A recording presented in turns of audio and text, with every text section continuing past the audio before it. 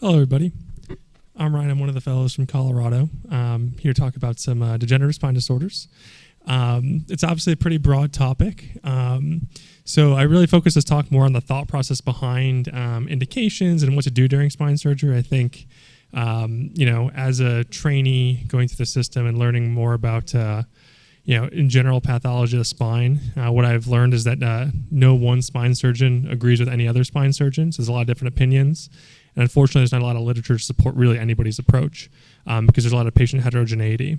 So what I focused this on was certainly some evidence-based information, but also just some pearls of wisdom from my mentors back in Buffalo where I did my residency on kind of how they thought about spine disorders and kind of how that was instilled into the way I think about things.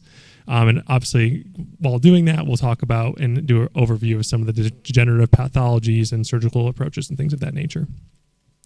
So I started with some inspirational quotes from my mentors to kind of set the tone. So the first is from our vice chair of spine. He said, simple problems have simple solutions. Don't overcomplicate this. Oftentimes people overcomplicate spine surgery, but really these are simple problems. And then the other one was from our deformity surgeon who said, the only things you need to know to do spine surgery are the letters C, T, L, S, and how to count to 12. So really, spine surgery is really not that complicated. So again, just kind of setting the tone that the goal is to demonstrate a thought process of how to go through these things to simplify them. So the outline of the talk is going to be kind of viewing a pathophysiological framework. Then that'll lead us to how we diagnose things, then how we treat things, and then kind of we'll summarize a couple things at the end. So really, the way I view this framework is you go from the pathophysiology of why are these things happening. This leads you to these degenerative changes that occur over time in the body. These degenerative changes result in degenerative conditions, and these conditions result in symptoms. And this is what our patients come to us with, and what we find on the history, the exam, and what ideally our surgical approach will target and treat. So this framework will kind of be, we'll gradually go through it as the presentation continues. So really, the pathophysiology is pretty straightforward. So as people age, their spines go through wear and tear. Normal things that happen to us, just daily activity, injuries, things of that nature, they add up over time. And so you can kind of get these direct responses to this wear and tear. These include things such as disc herniations, disc degeneration, ligamentous hypertrophy, inflammation, and then if you have poor bone quality, this can lead to fractures. And then what happens is you get these wear and tear changes, you'll get these pathologic compensatory responses. So the body attempts to try to heal or compensate for this, but it does so in a pathophysiologic way. So these things include, facet hypertrophy. If you're developing spondylolisthesis, you can get abnormal load bearing within the joints due to asymmetric disc degeneration. And if there's microinstability that occurs over time, you can get ligamentous hypertrophy as the body tries to, it causes the hypertrophy to try to stabilize that microinstability. These cumulative changes that occur over time as the result of aging result in most degenerative pathology. And in fact, spinal deformity in adult onset idiopathic scoliosis results from this. So people can get rather severe deformities in terms of their sagittal or coronal imbalance. They can get these as a result of just normal wear and tear. And so the types of degenerative changes that we see as a result of this pathology is just this list here. So you have disc herniations, ligamentous hypertrophy, facet hypertrophy, foraminal stenosis, synovial cysts, spondylolisthesis, and spinal deformity. And so all the things that we typically see and talk about in spine surgery result from these changes over time. And then these types of degenerative changes result in conditions that we often see. So they result in spinal deformity, they result in spinal instability, radiculopathy, neurogenic claudication, and myelopathy. And so as you can see demonstrated up here, each of these different changes that occur over time cause these conditions. And so they kind of, as you can see, most of them have more than one bullet point. Well, actually, all of them have more than one bullet point. So the point being is that all of these different conditions that we treat are the result of cumulative changes over time of these different things. And so as we kind of get these degenerative conditions, these conditions cause symptoms. And these are what our patients come to us with and want us to help them with. These include axial back and neck pain, sensory changes such as numbness and paresthesias, weakness, and then radiculopathy or extremity pain. And so really the crux of all this is properly identifying what the patient has based on their symptoms, what symptoms are they having, and how this relates to the degenerative pathology that they have on imaging. Because this helps form your surgical approach in terms of what would you want to do and why do you need to do it. Because really, that's the goal of the surgery. And we'll talk more about that in a moment here. So in terms of diagnosis, I think this is the most important part because spine surgery has a really bad reputation. There's a study that estimated about 200,000 Americans between 2020 and 2022 underwent unnecessary spine surgery. So, there are a lot of people getting spine surgery that don't really need it. And so it's really, really important that we talk about, making sure we are selecting the right patients, much like Dr. Blessing was talking about with epilepsy patients. Patient selection is the number one thing I would say for this. And the proper diagnosis is really important in not only making sure the patients are going to have benefit, but also that you're tailoring your surgical plan to address exactly what they need done. So history, this is very, very important. So these include a clear outline of symptoms. What are you having? Back pain, numbness in your legs, weakness in your legs, things of that nature. How is it related to movement? What makes it better? What makes it worse? What's the timing of this? How bad is it?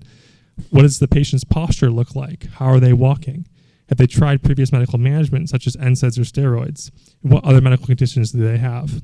These are all very, very important in helping us determine the, getting a better idea of what symptoms the patient has so we can properly diagnose them. A full neurologic exam is also key here. So obviously you want to look at strength, cranial nerves, reflexes, sensory exam, all that stuff that seems pretty basic. You want to pay very special attention to Hoffman clonus. If the patients are having bowel or bladder changes, you obviously want to elucidate that in the history. And if they do have those things, make sure you check a rectal tone or a post-void residual. You always want to examine posture. Many patients with spinal deformity will either, put their chin on their chest like this, or they'll stand with their hips kind of flexed like this in order to compensate for severe back pain. That can lead to very severe leg spasms as well. You want to look at how they walk. You also want to examine them for any deformity. Look at their back. And finally, you don't want to forget about the sacroiliac joint. This is really big in mimicking common things that we consider to be radiculopathy or back pain. And so the SI joint can be tested pretty specifically with things like the thigh thrust maneuver or the Faber, which is where you sort of have the patients externally rotate their leg like this. And so you can really tease that out there too. Because if you're doing back surgery on somebody who has an SI joint problem, they're not going to get any better. And so you've just done a procedure that was unindicated. And so it's really important to make sure you rule that out. Now it's really easy to go crazy here with imaging, and I think the key thing here is to understand what are you looking for, and this really comes from what the patient's telling you.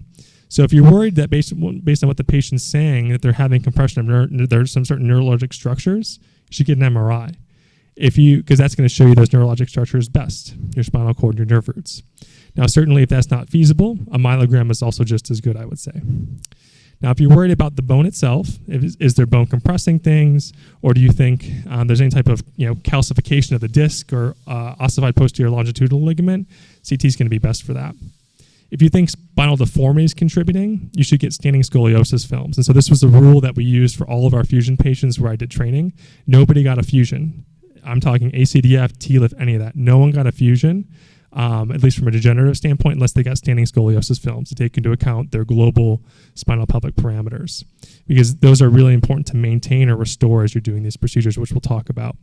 Then finally, if you think there's spinal instability contributing to the patient's symptoms, you think that there's micro instability or even gross instability of the spine, you should be getting flexion extension films where you have the patients flex and extend while standing, or sometimes laying down as well to see if there's movement between the bones. So those are really important. There's also ancillary studies too. So I think EMG and nerve conduction studies are really, really nice if someone's presenting with, symptoms that don't quite match the textbook picture of localization for like a radiculopathy or something like that. This can often help tease that out. And particularly because there's some studies that demonstrate maybe about 20 to 30% of people can sometimes have differential innervation. So those typical dermatomes and myotomes we've learned about are slightly different in some people. And so it's really important if the patient's symptoms sound real but not quite adding up, and EMG is a nice way to sort of elucidate that a little bit further. And finally, before any fusion study, if it's possible, any fusion procedure, if it's possible, patients should be getting DEXA scans as well to make sure that they have good bone quality. And if not, and this isn't an emergency or the patient's not rapidly becoming weaker, oftentimes delaying surgery until the patient's bone quality has been able to be improved pharmacologically. Now in terms of deformity, so this is a whole lecture in and of itself, and so I'm trying to summarize it briefly in one slide, but essentially this slide demonstrates some of the ways people quantify deformity. And so really I think the take homes from this are just understanding the idea of a lumbar lordosis pelvic incidence mismatch, this idea that as you can see on the picture over there, the PI and the LL. In general, this is supposed to be less than 10 degrees, these measurements, when you measure them on standing scoliosis films. And so if these things are, if that mismatch is more than 10 degrees, your fusion procedure should be used to address that imbalance, because addressing that imbalance can improve quality of life and improve the integrity of your fusion over time. At the same time, looking at your sagittal vertical axis, as well as the different Cobb angles and things of that nature. The point of this slide, again, is just to make sure that you're quantifying these or looking at these things before considering a fusion procedure. And again, I stress this is for deformity. Obviously, if someone's coming in with a fracture or a trauma, that's very different. And so you're not going to be getting scanning scoliosis films on somebody with unstable spine injury.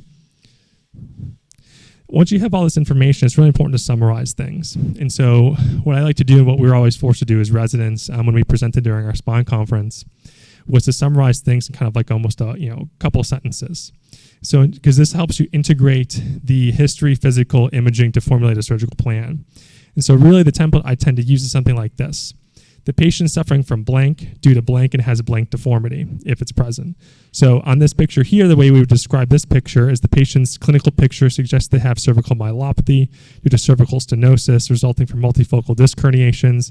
And the imaging also suggests the patient has loss of normal cervical lordosis. And so summarizing it this way, kind of, what the patient's condition is. The patient has myelopathy, and it's due to what? It's due to disc herniation there. And you can see the T2 signal change there. And so really, when looking at how to address this, it's a single level disc herniation. So this can probably be best addressed doing a single level ACDF at 3-4. And that would also help correct the patient's loss of cervical lordosis and help restore some of that. And so by doing this and saying it this way, you can kind of help yourself in creating your surgical plan.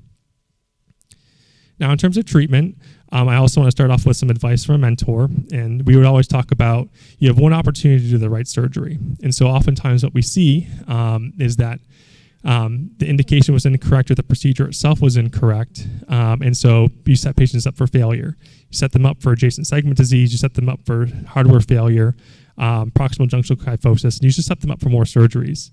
And so I don't know if anyone remembers this or if this was a marketing campaign in this area of the world, but the Pringles chip, once you pop, you can't stop was the thing in the U.S. So it's kind of the same way with spine surgery.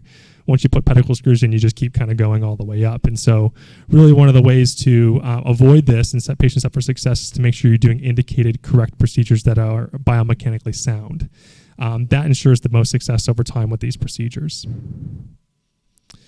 So, as I kind of said before, the surgical plan should be tailored to the patient's history, physical, and imaging findings. And using that summary statement, which I talked about a couple of slides ago, is really important in formulating this. And then once you identify what the key problems are, you can shift to the goals of surgery. Before you proceed with any spine surgery, any one of these procedures, you should really have a clear idea of what are your goals of surgery. What are you trying to address with these procedures? Because that's going to tell you exactly what you need to do and how much of it you need to do. So generally accepted indications for degenerative surgery include medically refractory radicular pain, medically refractory pain in the presence of appropriate pathology that includes mobility or deformity, medically refractory neurogenic claudication, myelopathy, or significant neurologic disability resulting from compression of neural structures, which include weakness, numbness, or bowel or bladder incontinence. And so these are really all the goals of surgery that you have. There's just 4 goals, and not all surgeries need to encompass all these. It depends on what the patient needs.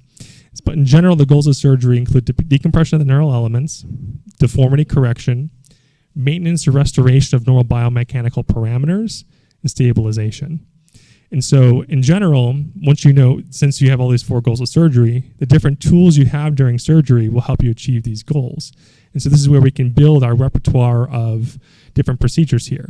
So if you want to decompress the neural elements, you can do a discectomy, a laminectomy, or a laminoplasty. If you want to correct deformity, this can be done oftentimes with just simple positioning. It can be done with osteotomies, which we'll talk about. It can be done with cage or graft placement. It can also be done with fusion. Maintenance or restoration of normal biomechanical parameters can also be done with positioning, but you also typically need osteotomies or a cage or something of that nature. And stabilization is typically, either a cage placement, putting pedicle screws in some form of arthrodesis. Now, when you choose the right tool, you want to use only the tools you need to address the goals of the surgery. And so location is pretty important there because if you have ventral pathology, you'll generally need ventral tools. So generally we'll need to do, anterior cervical discectomy, A-lifts, or sometimes you'll be doing anterior corpectomies depending on where the pathology is and what it is. And then dorsal pathology can generally be treated with dorsal tools. So that's your laminectomies and things of that nature. Now, in terms of minimally invasive versus maximally invasive, this really depends on your skill set.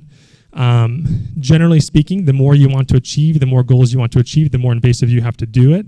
But this is certainly changing. There is definitely some good information coming out from people, especially in Barrow and things of that nature, where they're doing these minimally invasive deformity correction surgeries, and they're having pretty good results as well. So that's certainly changing. But again, just kind of speaking in general terms, the more things you want to do, the bigger the procedure. And then it's really important too to know your osteotomies as well, because in general, the more degrees of correction you want to achieve for deformity, the more extensive an osteotomy you want to do. Generally speaking, I would say if you need to take if you need to know two osteotomies, these are the two. Your Ponti osteotomy will give you about 5 to 10 degrees per level, and your pedicle subtraction osteotomies will give you about 25 to 35 degrees. I would say probably the majority of procedures I did for spine during training were these large deformity correction procedures. And our deformity surgeon never did anything other than Pontis or pedicle subtraction osteotomies, and he had quite good results. And he had all sorts of really, really crazy things come in that he had to treat. And so certainly there are people out there that would disagree with what I just said and that you need to do all these other things. But I think, just taking a big picture, if you just know Ponti and pedicle subtraction osteotomy, you can deal with probably 90% of the deformity, and you'll find out there. A key here too in terms of correcting deformity, lumbar lordosis is contributed mostly by the L5S1 and L4-5 levels. So in general, if you're trying to restore lumbar lordosis to narrow that PI-LL mismatch we mentioned earlier, you want to kind of target these levels preferentially. This is where you're going to get the most bang for your buck. Now, most people would agree that the ALIF is the preferred technique for restoring lumbar lordosis at these levels, typically a 5-1 or a 4-5, depending on where things are kind of going haywire. But TLIFs can also add correction. It's really important to note, though, that it depends on the technique. So oftentimes you'll hear in the literature that TLIFs can provide you that 5 to 10 degrees of correction per level. That's actually really not true. It depends on how you do it. And so the standard TLIF that people do and they learn to do will not give you that. It'll give you a couple degrees at most. If you want to get the full 10 degrees, you have to do a Ponti osteotomy during your TLIF, which is the way I learned to do TLIFs, where you essentially drill across the pars and you do a complete facetectomy. And that's when you'll get enough motion in that segment to actually get the full degrees of correction, which is is how Shaffrey did his TLIFs. Diffuse or not diffuse, it's really, really important to note that there's a lot of heterogeneity in the literature about when you need to fuse somebody. And it's because all the studies don't necessarily incorporate all the different patient pathologies, and they certainly don't separate them. And so I'm not saying there's no evidence to do fusion. There's certainly good indications and evidence to diffuse people, but it's very heterogeneous. And therefore, not all patients really need a fusion. So patient selection is key. It's something that not all patients need, and it really should be used as a tool to address pathology as part of a well-developed surgical plan. Now, sometimes to consider fusion, certainly if you have spinal instability, is demonstrated on flexion extension films resulting in compression of neural elements or medically refractory axial neck and back pain. That's reasonable. If you're using it to correct deformity, definitely reasonable. If you think in order to achieve a good neurologic decompression, you're going to have to destabilize the patient, then you should consider fusion. If you're using it to restore normal spinal pelvic parameters as part of a procedure, that's also a good indication. And there's kind of emerging literature that you can do indirect decompressions using like A-lifts or X-lifts, or if patients have really severe foraminal stenosis, you can and you think that the foraminal stenosis is due to disc degeneration where the disc space has collapsed, you can put a cage in minimally invasively and increase that width of the foramen to reduce the radiculopathy at those levels, and that's certainly something that's emerging as well. And so I do want to kind of summarize with just maybe an example case here, just to kind of provide an idea of like what does this look like in real time. And so this is an example of a 50-year-old man presenting with 1 year of leg and back pain. The patient describes burning sensation in both thighs that worsens as he ambulates. It resolves when he leans over or sits down. He also endorses pretty severe back pain with ambulation or movement. He's tried NSAIDs, physical therapy, and steroids with minimal, durable improvement. On an exam, he has trace numbness in the shin and the foot on the left, but otherwise he's intact. And so, as you can see in these studies here, the patient has a grade 1 spondylolisthesis at L4-5, resulting in central canal stenosis as well as neuroforaminal stenosis. And on the flexion extension films, you can see that's a mobile spondylolisthesis. So, to sort of put these things together here, the patient's clinical history suggests that he's having neurogenic claudication, he's having axial back pain, he's having a left L4 and L5 radiculopathy. His imaging study suggests this is due to grade 1 spondylolisthesis that's contributing to ligamentous hypertrophy, which is causing foraminal and central canal stenosis. And he also has mobility at L4-5 and instability there, which is also contributing to the movement-like nature of his back pain. And so if we can connect our symptoms to the imaging, as I kind of just hinted at before, his mobility at L4-5 is causing back pain and probably contributing to his neurogenic claudication. Spondylolisthesis is also contributing to the back pain and the radiculopathy to foraminal narrowing. And certainly the ligamentous hypertrophy, in which the patient's body was doing to kind of compensate for this microinstability, was further narrowing the canal and the foramina, causing neurogenic claudication. So then taking this, we can develop our surgical plan. So because he has medically refractory neurogenic claudication, you have to decompress the neural elements. That's occurring because the neural elements are compressed, so you should decompress those. So you need some type of decompressive procedure. Because he's having radiculopathy, you should also consider doing a decompression as well to make sure the nerve roots are free at the exiting level. Because he has mobility at L4-5, you need to stabilize things. And because of the spondylolisthesis, you have to restore normal alignment as well. And so from this, we can look at what tools are available to address this.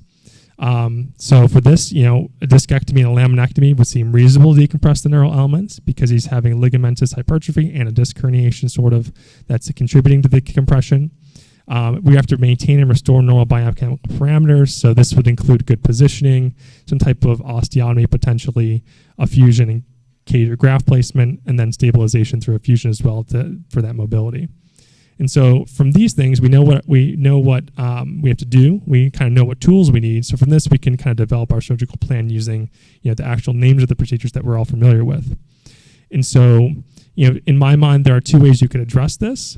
You could do either just an L4-5 laminectomy with fasciculectomies and pedicle screws only, and that would certainly decompress things and provide a way to reduce the mobility and stabilization. But this wouldn't quite necessarily, address necessarily any type of deformity. And at the same time as well, I would be concerned that given that, the mobility there, a cage placement would probably be necessary as well to help, increase how solid that construct is and to increase the likelihood the patient's going to fuse. So in my mind, doing an L4-5 TLIF at this level would probably be the most reasonable thing to do. Now, that being said, what ifs? Nobody is, there's sometimes people vary from the textbooks here. And this is where people kind of get into a little bit of judgment here. So the way I think about things here. So what if the patient had no back pain and no mobility, meaning that he had no back pain and just had no mobility at all?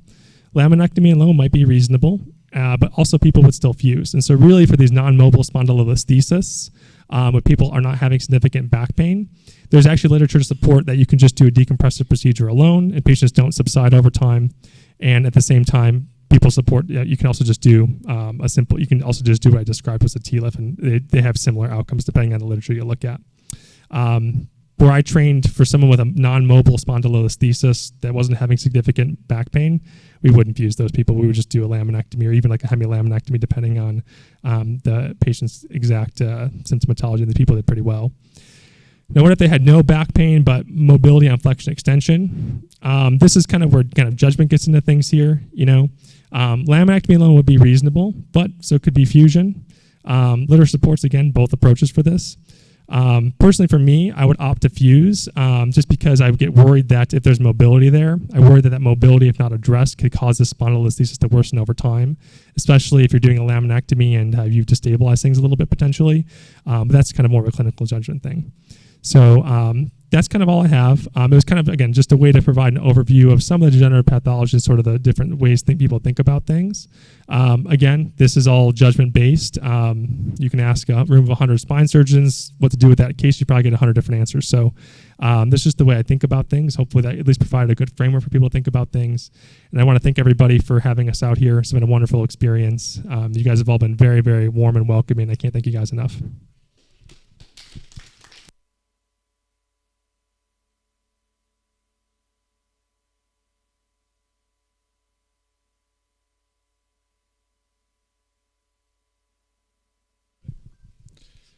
All right.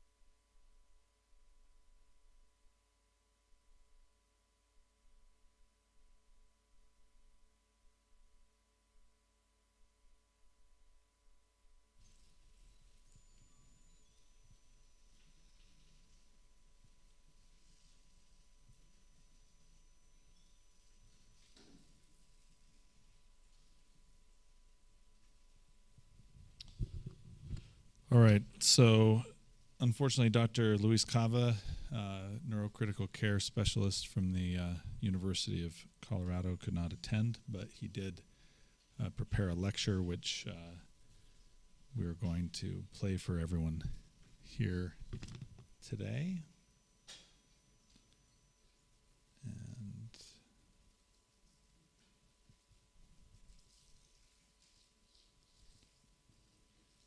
trying to make it a, let me stop sharing for a minute. Let me make this a full screen.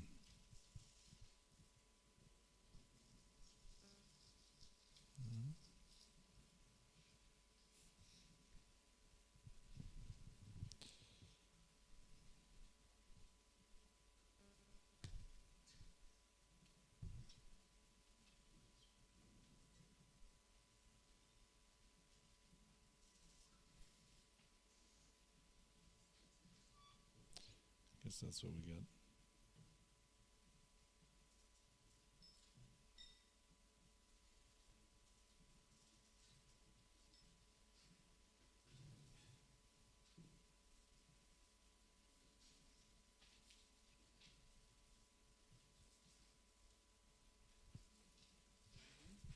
We're very sorry that I cannot be in person there with you at this point, but I'll be seeing you soon, as Dr. Blessing knows.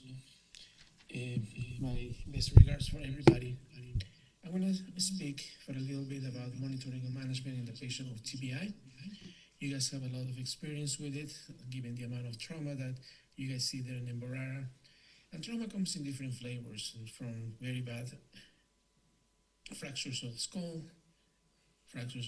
as I'm pointing here, epidural hematomas.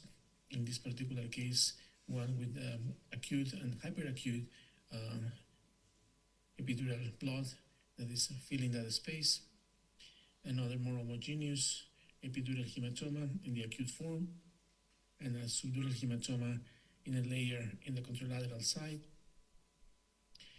Some of them are emergencies, and if the patient is viable and has brainstem reflexes, going to require surgical intervention. Like in this case, look, you can see the large subdural hematoma with a with an acute, hyperacute component in some portions of it, with a significant amount of midline shift. Tentorial subdural hematoma, and another subdural hematoma here, another tentorial subdural hematoma that I'm pointing out. But it can also affect the brain in several fashions, from direct force, from coup contra coup injury, like in this case, where you have the initial impact in the left posterior area with a contra coup injury and a cerebral hematoma in the contralateral side, subarachnoid hemorrhage, and pentaparenchymal hemorrhage, that in this case is also going to require surgical intervention. Let's exemplify what we are facing here with a clinical case. We have a 27-year-old male involved in a motor vehicle accident with a prolonged extrication time from the vehicle, arrived to the emergency department with a GCS of 4. He was intubated. His vital signs revealed tachycardia, relative hypotension, and also hypoxemia. And as far as the neurological examination goes, his pupils were 4 millimeters, very slowly reactive to light, with a cough and a gag present, absent corneal reflex, with extensor posterior and bilateral upper extremities, and triple flexion, which is a reflex in the bilateral lower extremities. This is the initial scan. You can see diffuse cerebral edema that's compressing the ventricles, some interventricular hemorrhage, cerebellar contusion, deep gray contusion as well, and subarachnoid hemorrhage diffuse in the superior portion of the frontal lobes. This patient was given empiric hyperosmolar therapy and was admitted to the neurosurgical ICU. We had the opportunity to put an ICP monitor, and the ICP is from 7 to 15 millimeters of mercury. The patient was kept deeply sedated. We established a sodium goal of 145 to 155, and a CO2 goal of 35 to 45, and limited the amount of fluids that the patient was getting to a total of 0.5 cc's per kilograms per hour. It's very important to keep these patients dry in order to control the cerebral edema. But when you face a polytrauma patient, it could be a little bit more difficult, because what you want is resuscitation to treat the lactic acidosis that a lot of these patients have. But we have to be really careful as far as the amount of volume that we give them. Follow-up scan shows some blossoming of the subarachnoid hemorrhage, as you can see in the frontal area. Other contusions, the contusion in the cerebellum have blossomed as well. You can see a tentorial subdural hematoma, and this very bright spot right here is the ICP monitor that we place in this patient.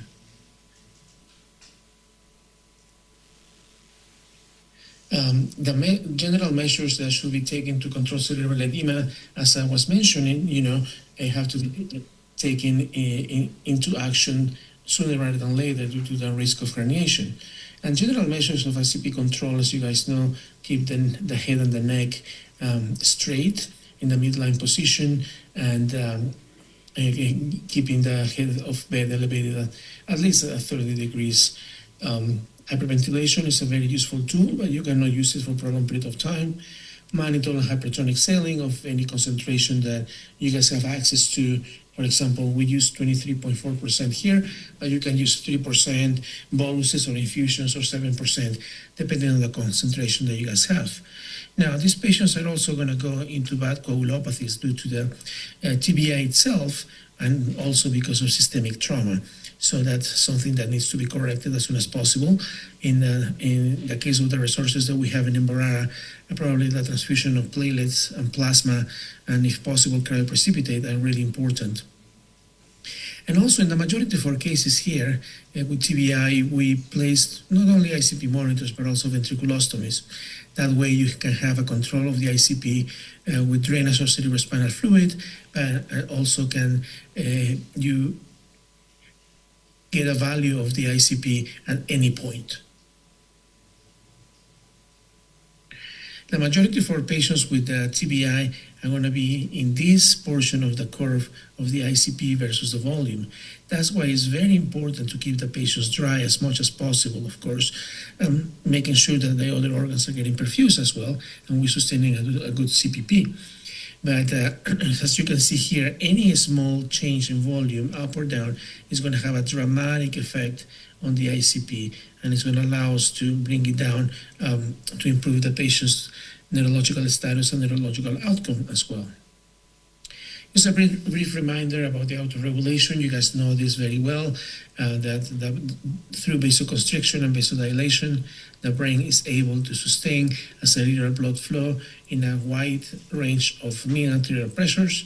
But when you have an injury, then you're in this situation, especially as in a severe TBI, when the brain has lost autoregulation and cannot constrict or dilate, and in this case, any change in the arterial blood pressure or the MAP is going to have a direct relationship with cerebral blood flow, hence on ICP. That's why it's very important to keep these patients dry and with a mindful control of blood pressure as well. And hospital day number 2, these patients' ICPs started to climb up as high as 40 millimeters of mercury in spite of deep sedation, the institution of pharmacological paralysis, hyperosmolar therapy, and emergency hyperventilation. Unfortunately, no ICP control was achieved, and the patient was taken emergently for a decompressive hemicraniectomy.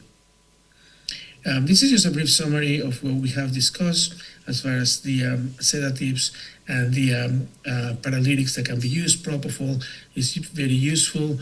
Cisatracurium is a paralytic that we use here, but you can also use any one that you have. Atracurium, rocuronium as well work really well. And this is basically the main interventions that would aim to decrease the oxygen consumption in the brain, hence decrease the metabolism, hence decrease the ICP. This is the CT scan of the patient after the decompressive hemicraniectomy, a very generous one, and you can see that the ventricles are now decompressed and the herniation of the brain tissue has started to come through the hemicraniectomy. It is very important that when you do an hemicraniectomy, as you guys know, to go all the way to the floor of the middle fossa to allow the decompression of the temporal lobe as well.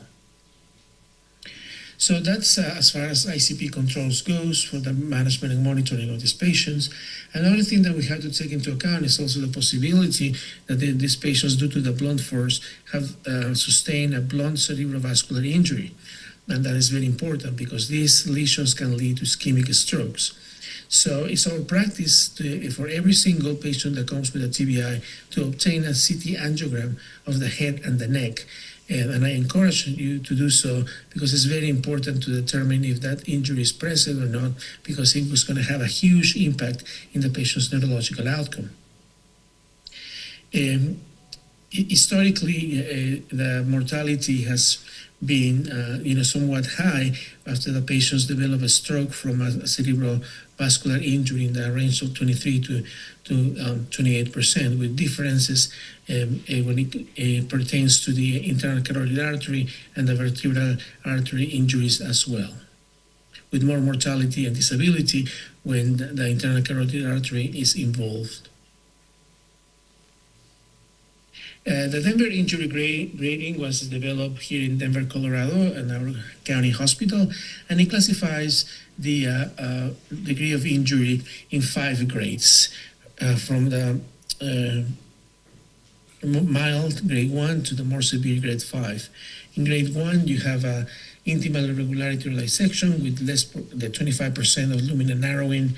In the grade 2, it could be a flap, or it could be an intramural hematoma that produces a narrowing of more than 25%. Grade 3 is when a pseudoaneurysm forms as a consequence of the injury of the blood vessel. Grade 4 is a complete occlusion, and grade 5 is the most devastating one when the transection with active extravasation of blood or hemorrhage, occurs when the vessel has been transected. This is just a graph or a picture to, show the different grades. Here you have less than 25%. Here you have more than 25%. Here you have the development of a pseudoaneurysm, the complete occlusion, and the transection of the blood vessel.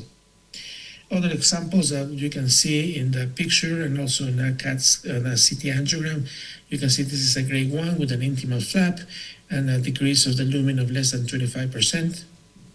Grade 2 with an intramural hematoma, in this case causing a stenosis of more than 25%, as you can see in the double arrows on the right side.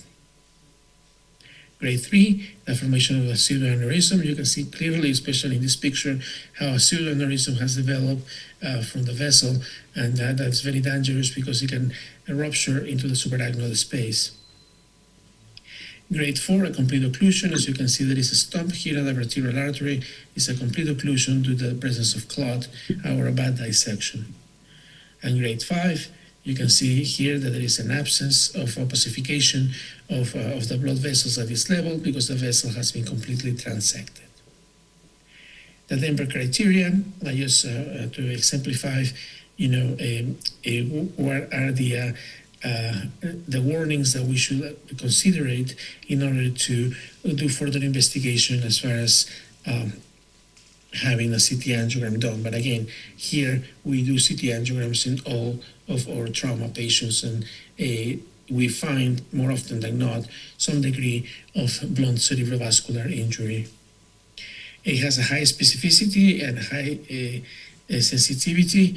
In terms of specificity, basically, if there is no positivity in the scan, the likelihood of the lesion to be present is very low. Risk of a stroke, what you're going to see is it is higher in the carotid injuries, as you can see here, in comparison to the vertebral arteries. So it's very important to take this into consideration as well. So that's what when it pertains to the cerebrovascular injury. And what are the treatments? For grade 1 and grade 2s, we use a single antiplatelet agent like aspirin. On a grade 3, dual antiplatelets, either with aspirin and Plavix or aspirin plus ticagrelor, or it can be chosen also to do systemic anticoagulation with unfractionated heparin for a PTT gold from 60 to 90. Grade 4, in case-to-case basis, either dual antiplatelets or therapeutic anticoagulation. In this particular situation, we tend to use more systemic anticoagulation to prevent emboli from the stump of the blood vessel. Another injury that we need to take into account in the monitoring of this patient is a diffuse axonal injury. This injury occurs because of the acceleration forces that come along with a really bad blunt trauma, or for example in the motor vehicle accident, motorcycle vehicle accident, the acceleration force of the speed is also plus the impact is going to cause a disruption of the Y matter and the axons. The grade 1 basically is confined to the Y matter and also can be seen in the grade water junction. Grade 2 when the corpus callosum is involved, and grade 3 when the brainstem is also involved. And I'm showing there the more common places where this occurs. Imaging with an MRI and a flare, exemplifying a grade 1, where we're pointing here. A grade 2 with a compromise of the splenium of the corpus callosum, and a grade 3 with a compromise of the brainstem. And also there is some diffuse axonal injury here in the uncus of the hippocampus and also in the right temporal lobe. Diffuse axonal injury has an impact in the meaningful neurological recovery, with the grade 3 being the most ominous one. However, this has to be taken very carefully, because I have seen patients with grade 3 diffuse axonal injury who have had a meaningful neurological recovery. So especially young people. So that's something that we need to take into account when we counsel the patient's families. Another thing is vasospasm, and that will be the last part of the monitoring of these patients. It is classically described in subarachnoid hemorrhage, but it's important to know that cerebral vasospasm can also occur in trauma, even if the patient does not have a traumatic subarachnoid hemorrhage. That's very important to know. In this particular case, you can see a severe vasospasm of the terminal ICA, the MCA, the M1 segment, and the ACAs as well. This patient did not have any subarachnoid hemorrhage in the CAT scan. And unfortunately, the vasospasm can lead to ischemic strokes, like in this particular case, that are going to affect the patient's neurological outcome. We need to look for that. We need the epidemiology of vasospasm and TBI is still being studied, and there is not a lot of literature out there, but it's something that we encounter very often in our patients. So surveillance with transcranial Dopplers or CT angiograms, it's very important. So we need to take into account that when the patients have subarachnoid hemorrhage on top of the trauma, the risk of spasm is higher. But remember that even in the absence of subarachnoid hemorrhage, and I'm repeating this one more time, even in the absence of subarachnoid hemorrhage, the patients with TBI can develop cerebral vasospasm.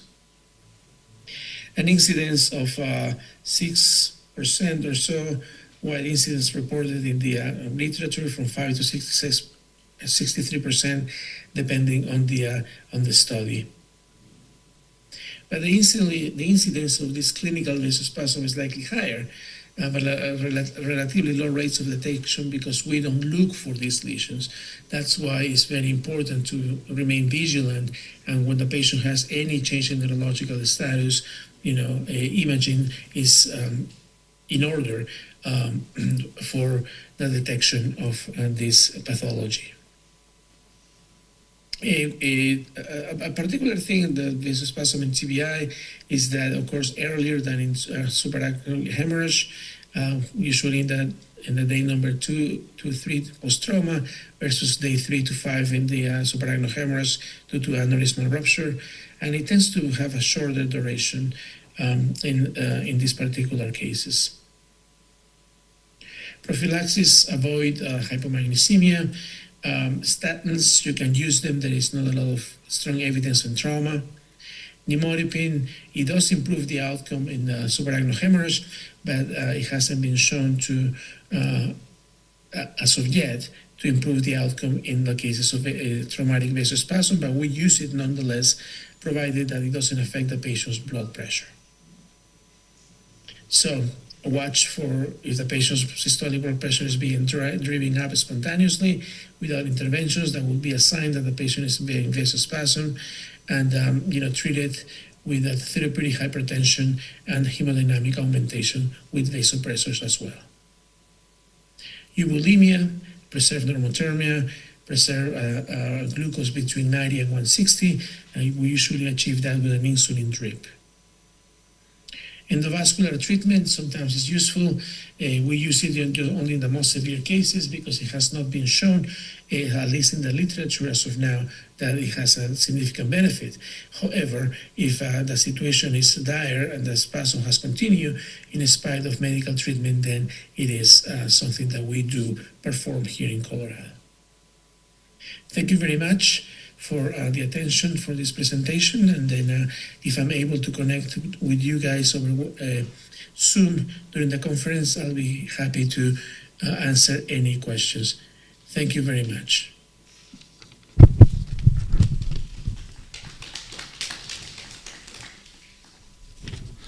And Dr. Cava is on the call, so if yeah, we can hear you, Luis. Hello.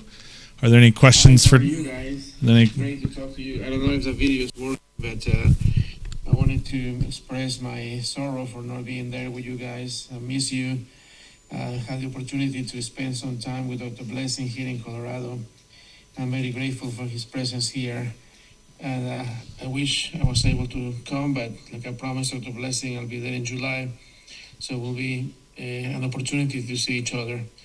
I'm happy to answer any potential questions that you guys may have. Are there any questions for Dr. Cava? Doesn't look like there are, but good to see you, Luis. Okay, likewise. You guys take care. Yeah. All right. So we now will hear from Marissa Marsalek.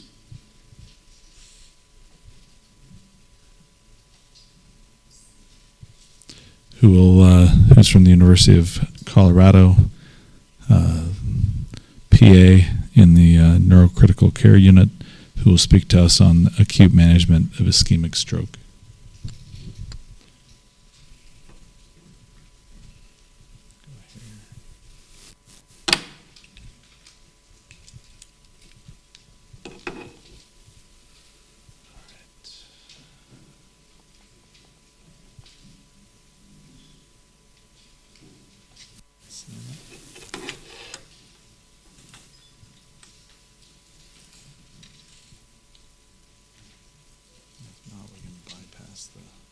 Because you have the USB-C just put it directly.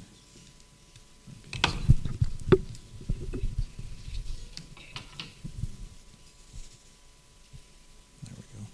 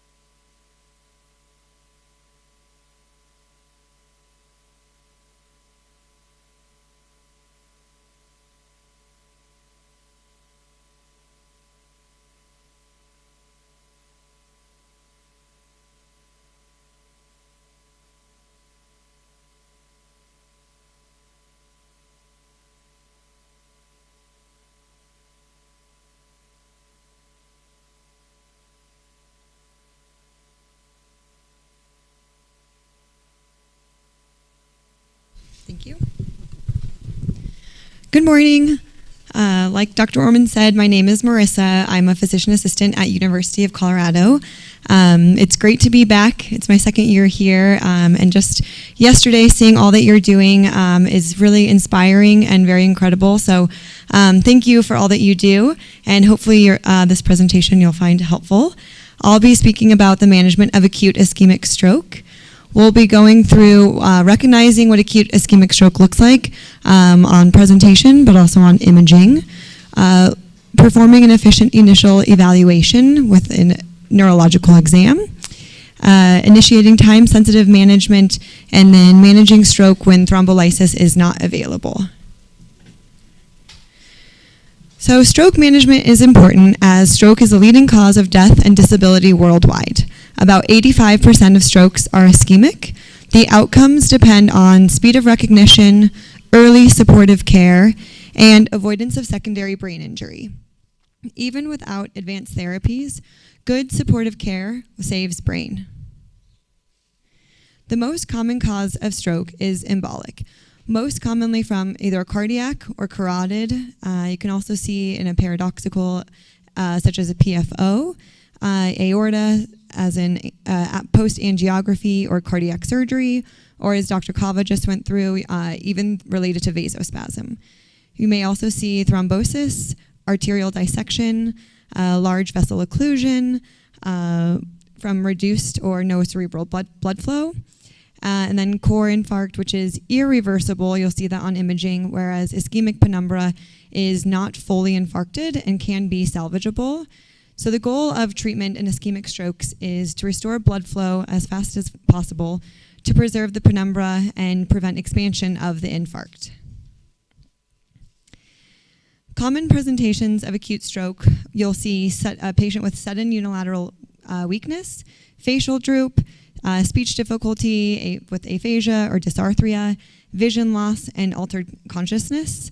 In the American Stroke Association published the FAST acronym, and this is to help people who are non-medical recognize stroke symptoms as fast as possible to get patients to the emergency department and hopefully preserve as much of the stroke as they can.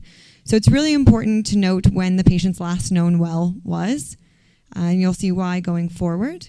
So just like any other patient who presents to the emergency department, you want to prioritize ABCs. So airway, if they have a GCS less than 8, or you're concerned they're not protecting their airway, consider intubation. B, breathing. Make sure to maintain adequate oxygenation with an SpO2 greater than 94%. Circulation, make sure you have IV access. And in ischemic strokes, you also want to allow permissive hypertension. So only treating a blood pressure if it's over than 220 over 120. And then performing a focused neurological assessment. GCS is great, but you also want to make sure you do a focused exam. And you want to document the patient's level of consciousness, their motor strength, speech, and if they have a gaze deviation. In the US, we use the NIH stroke scale. It assesses and measures both level of consciousness, motor, function, sensation, and language. And then you can see the diagram here that as the score increases, it's associated with a more severe stroke. And sorry, that is actually the NIH stroke scale. It's hard for you all to see, but that goes basically through how the score is calculated. So most importantly, you want to get imaging as fast as possible. So whatever you can do to not delay this, depending on what you have available, what may be fastest, CT, CTA, or an MRI. A lot of our patients, we start with a CTA, a CT, and a CTA, and in select cases, we might start with an MRI. You also want to rule out other causes of stroke-like symptoms, such as checking their blood glucose, basic labs such as a CBC, electrolytes, and coags. And then if you have the ability to check an EKG to evaluate for AFib. Here's just a few different different CTs that you might see. The first one on the far left is a non-contrasted CT, whereas the middle one is a CTA, so it's looking at the vessels specifically. And then we have the option of also doing a CT perfusion scan, and that allows us to kind of differentiate between the core infarct and the penumbra to help determine the treatment options. So when a patient hits our emergency department with stroke-like symptoms, a code stroke is activated. And this allows a timely manner from patient presentation to potential thrombolysis treatment. So you'll see that's kind of the diagram on the right. But essentially, as soon as the patient hits the ER, they are evaluated by a physician within 10 minutes. And then within 15 minutes from presentation, either the stroke team or neurology team is contacted, and imaging is obtained within 25 minutes from presentation. And then the radiologist has read the image within 45 minutes with the goal of starting IV thrombolytics within 60 minutes of presentation. So in order for this to be efficient and kind of streamlined, there's a whole team that's activated when these patients are presenting to our emergency department. So here's a few different imaging examples. Early on, a non-contrasted CT can appear normal. It takes about 6 hours for an ischemic stroke to show up on a non-contrasted CT. So other ways you can look for a stroke is to look for loss of gray-white differentiation. So you'll see that the ischemic gray matter becomes hypodense and differentiation is lost. This can occur within about an hour, but up to 3 hours. You can also see, I guess I'll start with the top imaging. You can see the CT on the left is when the patient first arrived. And so you see you can see the basal ganglia hypodensity. So there's an ischemic stroke there, not caught on the initial CT scan.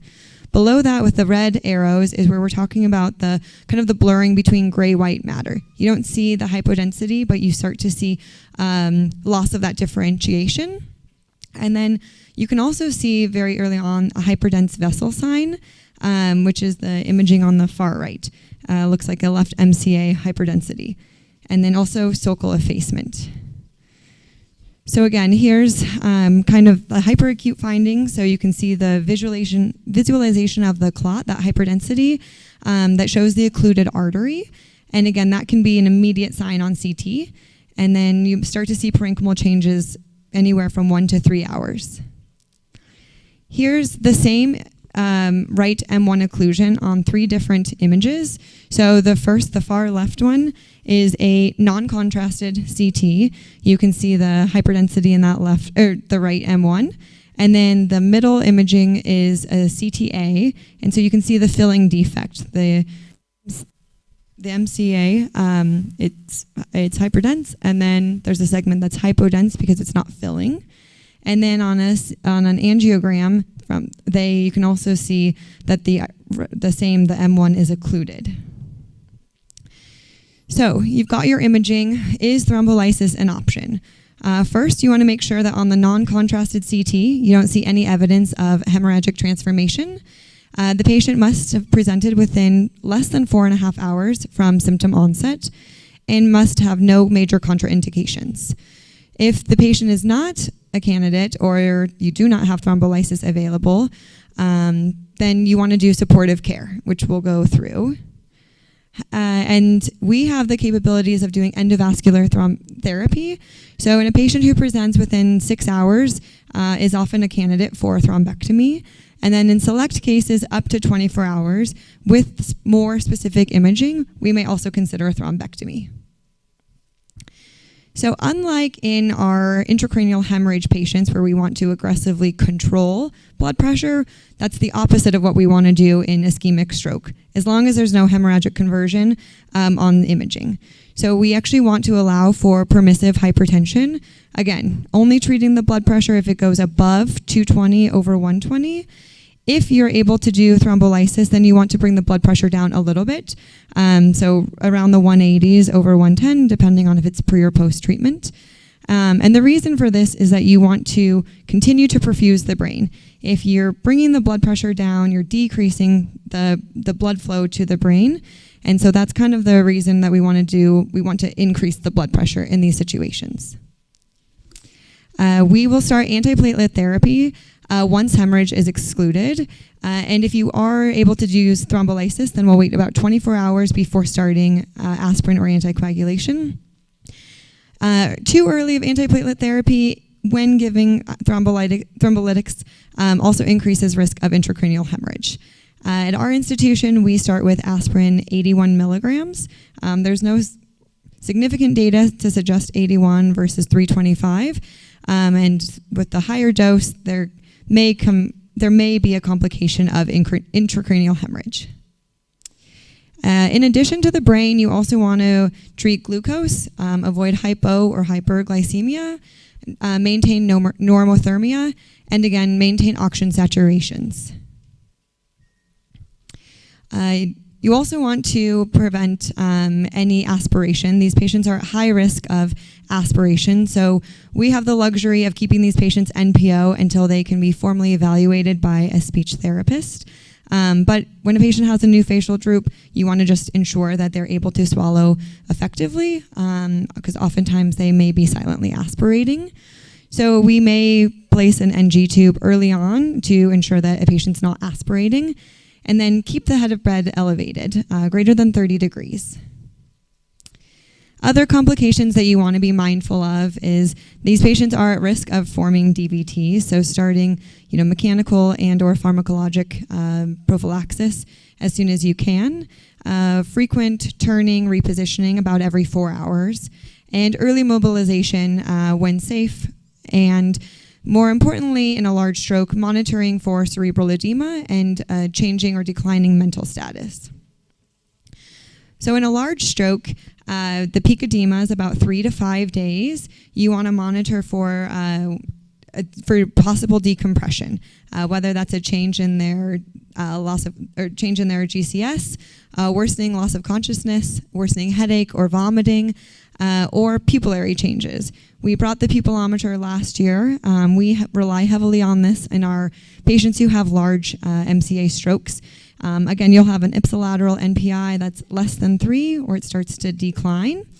And again, you want to keep the head of bed elevated, avoid hypotension, and then keeping dry or hypovolemic and salty with hypertonics.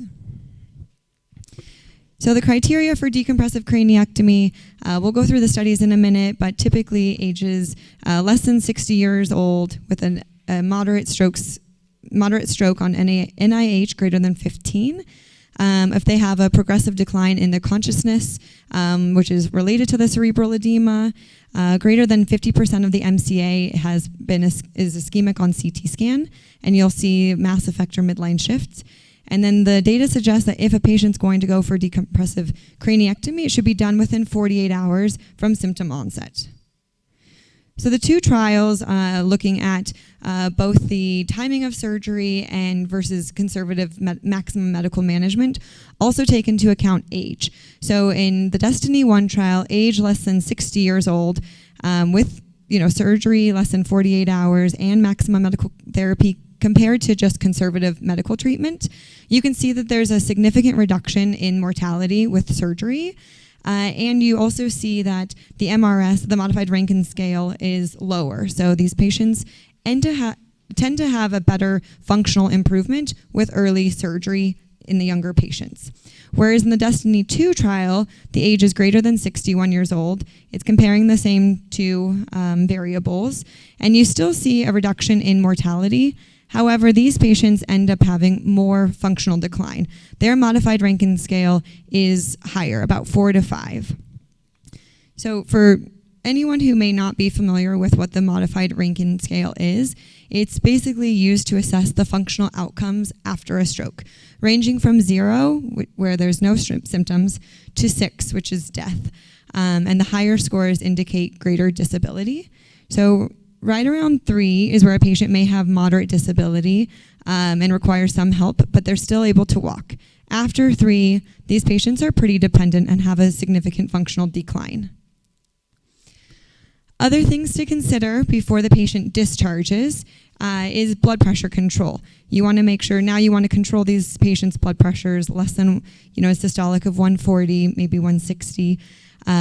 Continue on antiplatelet therapy, starting a statin if their triglycerides were elevated, and identifying the etiology. Do they have a history of AFib, hypertension, diabetes? These patients may also need an oral anticoagulant depending on the etiology of their stroke.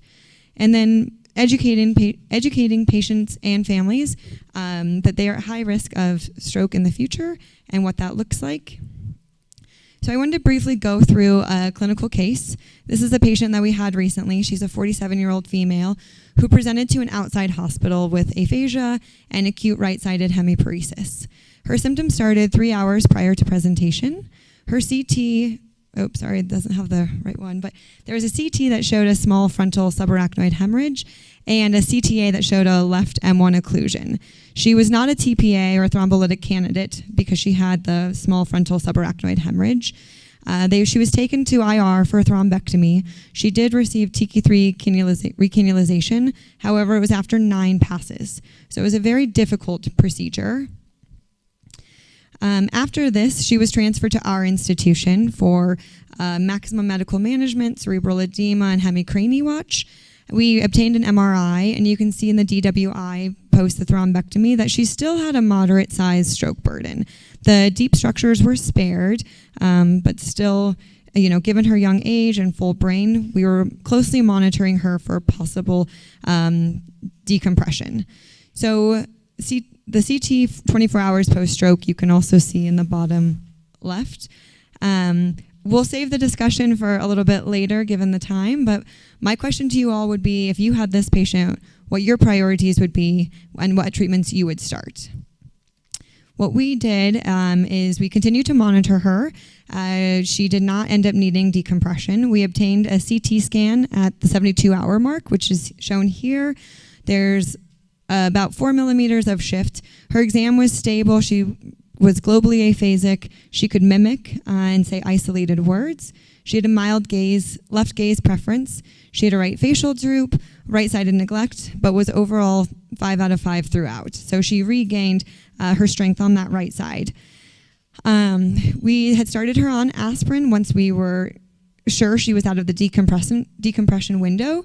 And then we also noted on the CTA during her initial workup that she had a left ICA dissection.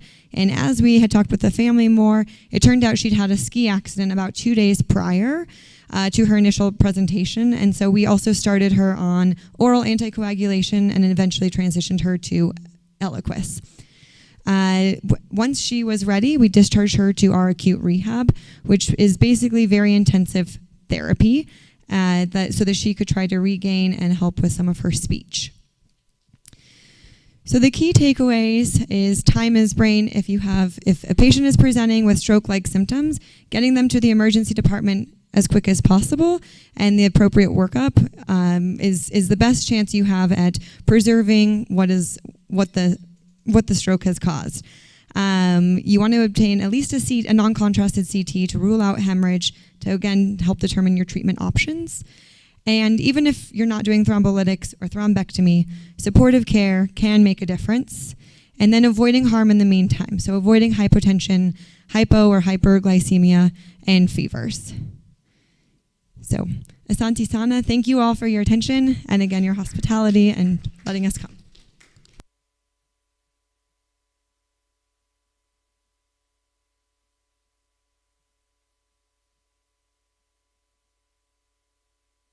All right, so we're a little behind schedule, so we will have a tea break, but it's going to be a working tea break. So that means we're going to start speakers again in about 5 minutes. So you go get your tea and come sit down here, and then we will keep going. All right? Thank you very much.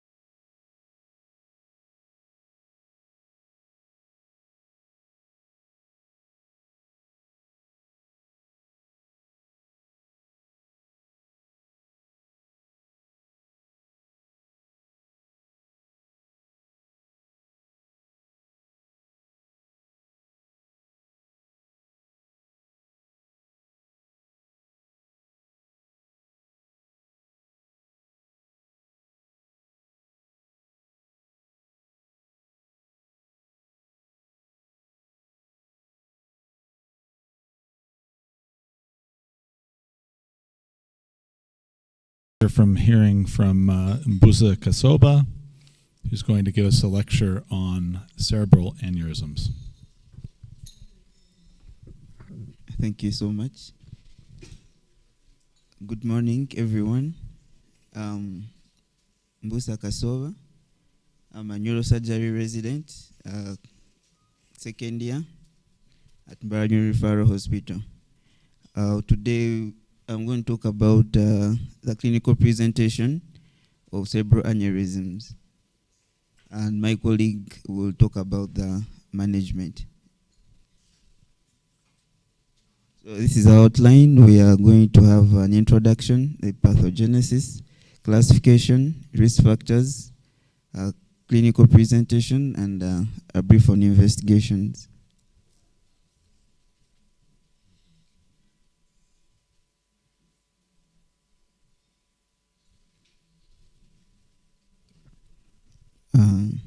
Okay, thank you. So, introduction. A cerebral aneurysm is an outpouching of a weakened arterial blood vessel that is filled with blood. It's estimated to have a prevalence of around 2 to 4% in the general population, and usually develops at around the age of 45 to 65 years. They're very common, and they're mostly unrecognized and asymptomatic in most of the patients.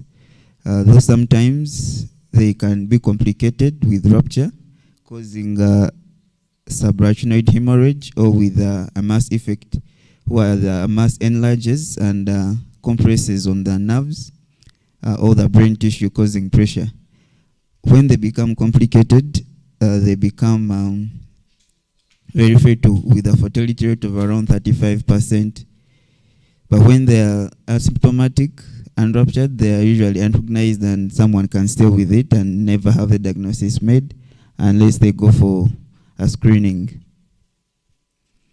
So briefly about the blood supply of the brain. The brain is supplied by 2 pairs of blood vessels, 2 internal carotid arteries and 2 vertebral arteries, which are anastomosis at the base of the brain to form the sac of Wills.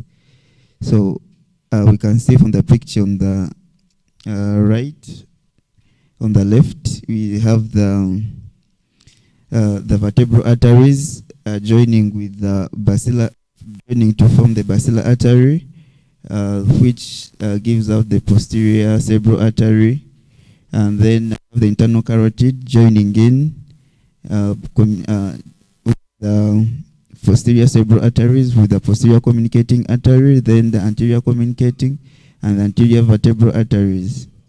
So this is just the major blood vessels at the base, which form the sac of Wills, of Willis. The aneurysms usually occur at the bifurcations of these arteries, where they separate or where they split to form other branches. This diagram shows us the locations, the most common locations and the frequency at the sac of Willis, and where we find most of the cerebral aneurysms. As we can see, these are just estimates. So one will show you 4%, another one will show you 7%. So it means it's a range from 4 to 7%. So we have the basilar tip, which is 4 to 7%. Then at the internal carotid junction, it gives off the middle cerebral artery, which is about 20-25%. Then the anterior communicating artery, which is 30%. Then at the bifurcation of the middle cerebral artery, which is about 20%. That's why we find most of the cerebral aneurysms. So just a brief about the pathogenesis of the cerebral aneurysms, how they are formed and how they come about, how the weakening of the arterial wall happens. So like all the blood vessels in the body, like all the arteries, the cerebral arterial vessels have 3 layers: the tunica intima, the tunica media, and the adventitia.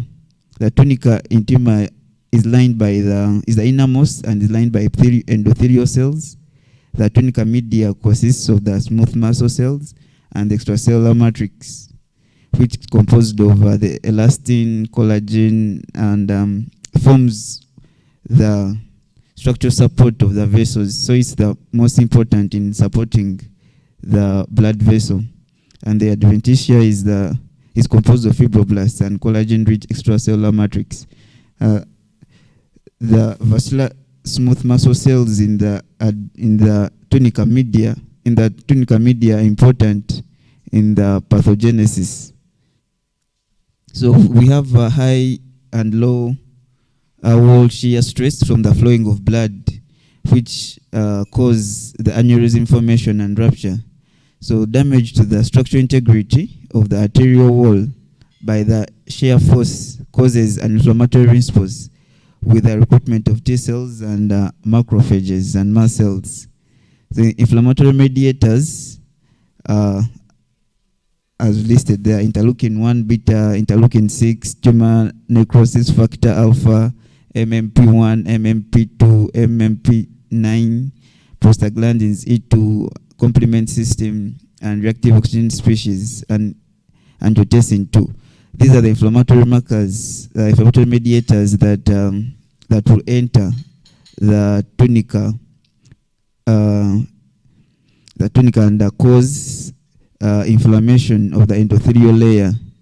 So the smooth muscle cells from the tunica media will move from the tunica media into the tunica intima, and their function will change from a contractile function into a pro-inflammatory function, because they're in a place where they're not supposed to be, which causes fibrosis of the arterial wall and reduction in the number of muscle cells, abnormal collagen synthesis resulting in thinning of the arterial wall and formation of the aneurysm and rupture. So we can see from this diagram initially how the vessel looks like. All the layers are well organized and the cells are in the right place. But with inflammation and recruitment of inflammatory cells, we see how some cells have come from the middle layer into the inner layer.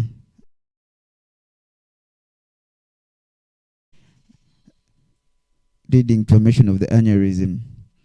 Still, this image shows us the process of the pathophysiology. You have a normal arterial blood vessel wall with inflammation, changes in hemodynamic stress and other environmental factors. The wall will change. Cells will start moving from the middle layer into the endothelium, and the end product is remodeling and formation of the aneurysm. Still, this shows us how a normal cell has changed.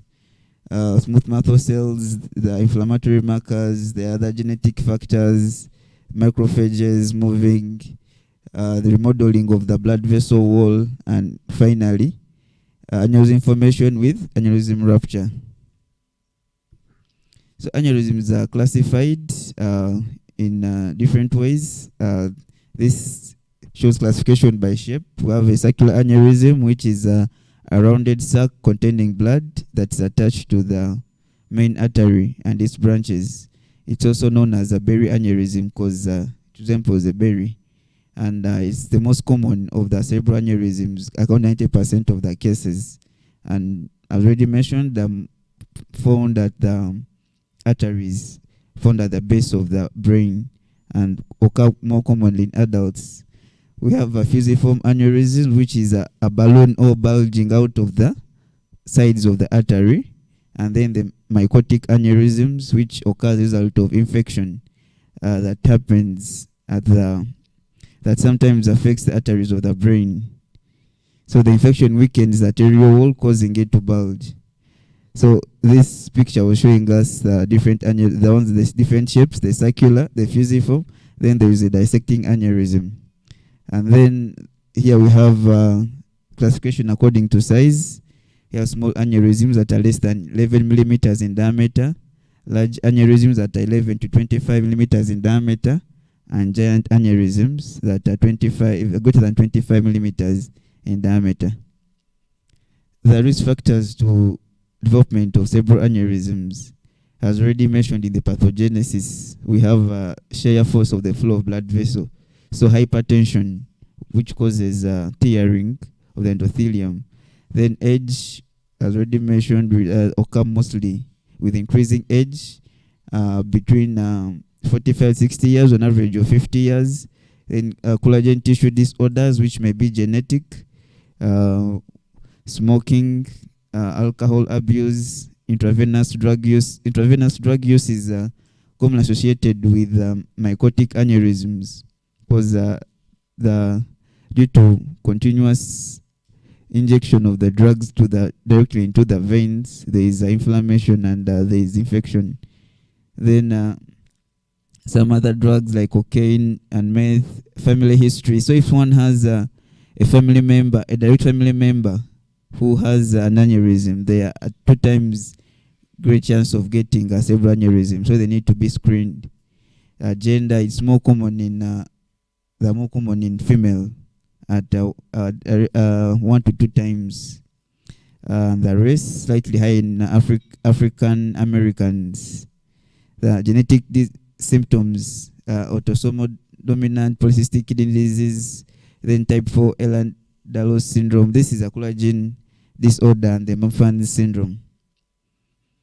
So clinical presentation depends on whether the aneurysm is ruptured or unruptured.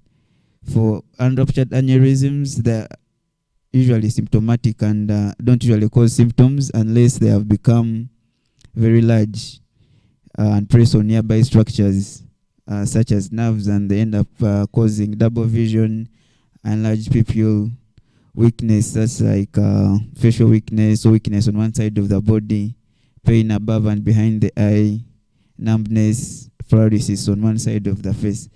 These are basically unspecific symptoms which are common in most of the CNS diseases. So they are really not specific.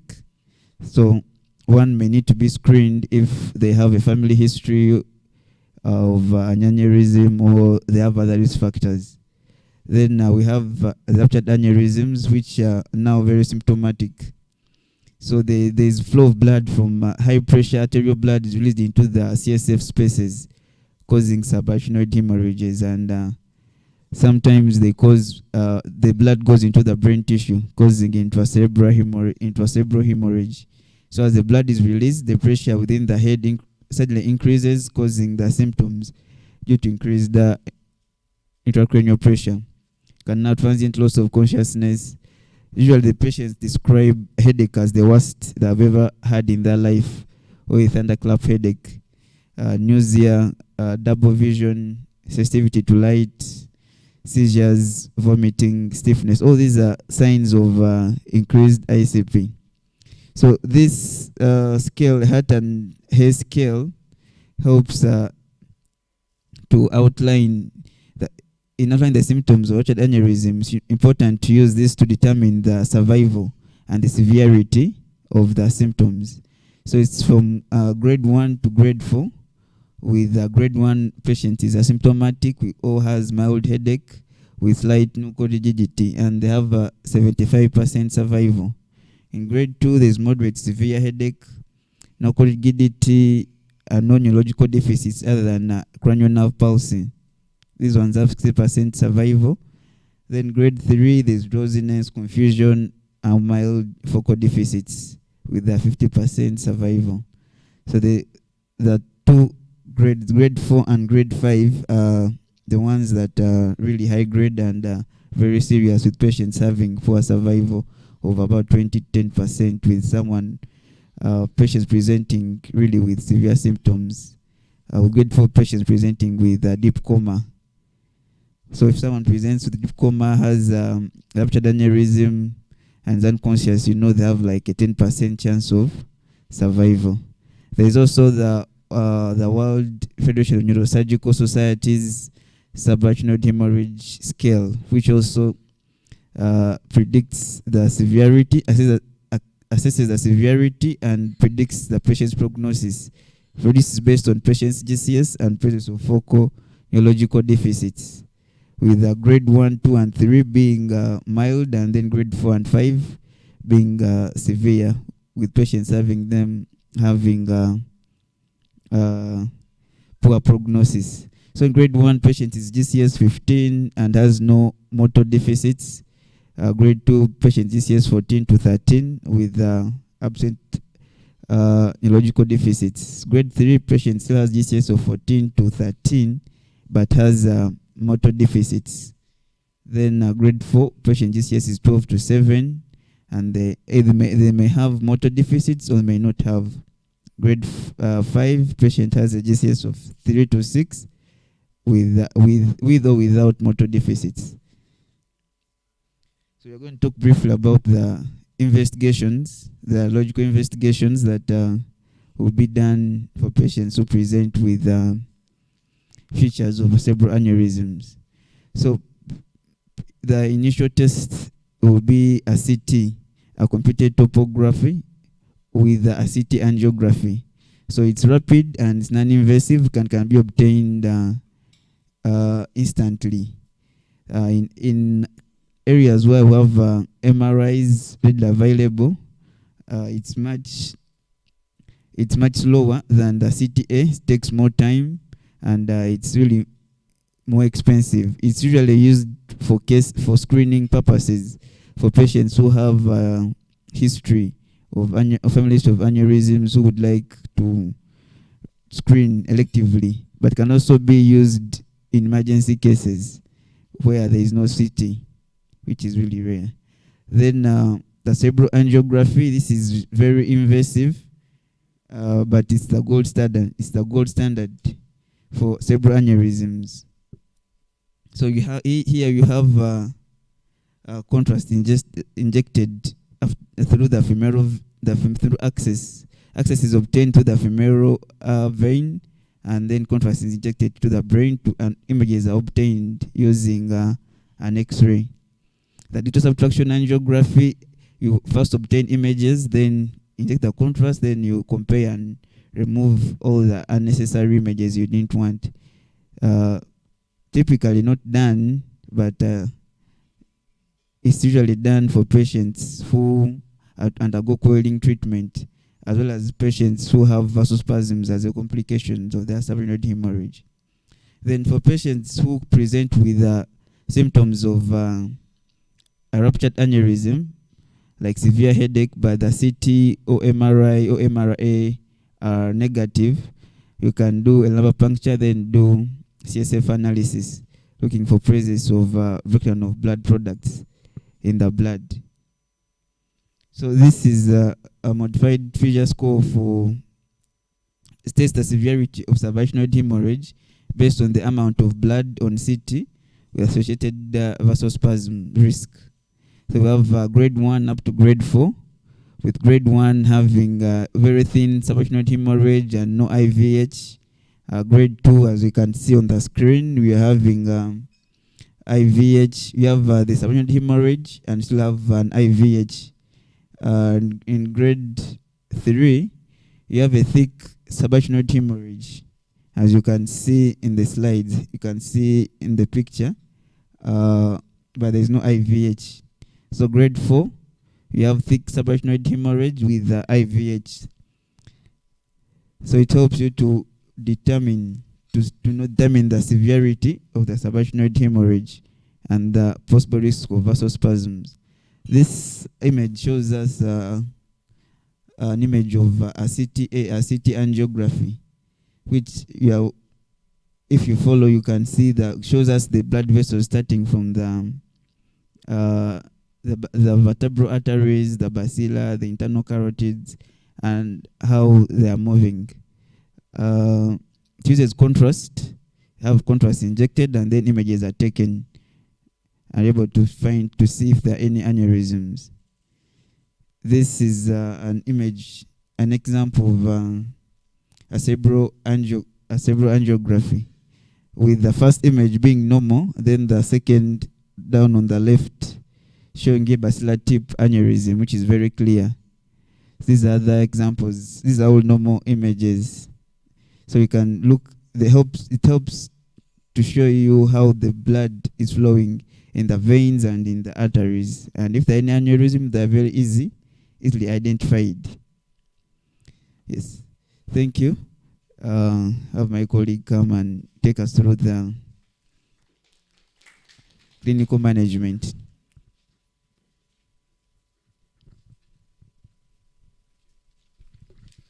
All right.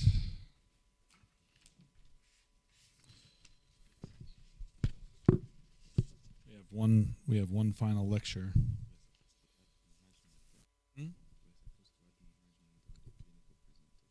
Oh, you want a second? So we have two more lectures then. Okay, sorry. We will reconnect.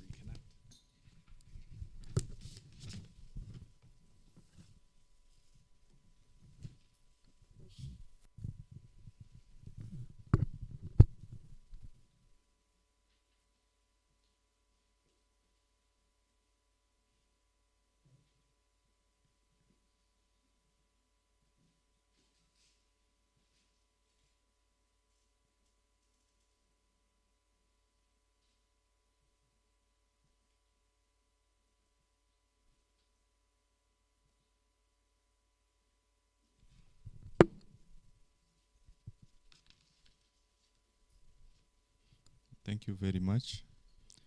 We are going to summarize the management of cerebral aneurysm. I'm called Frank, and I'm a neurosurgery clinical fellow at Mbarara under supervision of Professor Kitia and Dr. Blessing. The epidemiology has been mentioned by my colleague, the pathogenesis and the grading, and also we are just going to give a brief summary about the management. It depends on either the aneurysm is ruptured or non-ruptured, and when it's ruptured, you have to secure the aneurysm as soon as possible, and this is supposed to be done in an acute phase of this patient. Otherwise, the patient is at risk of having a rebleed, and then the dangerous one with a delayed cerebral ischemia with a vasospasm, which can happen.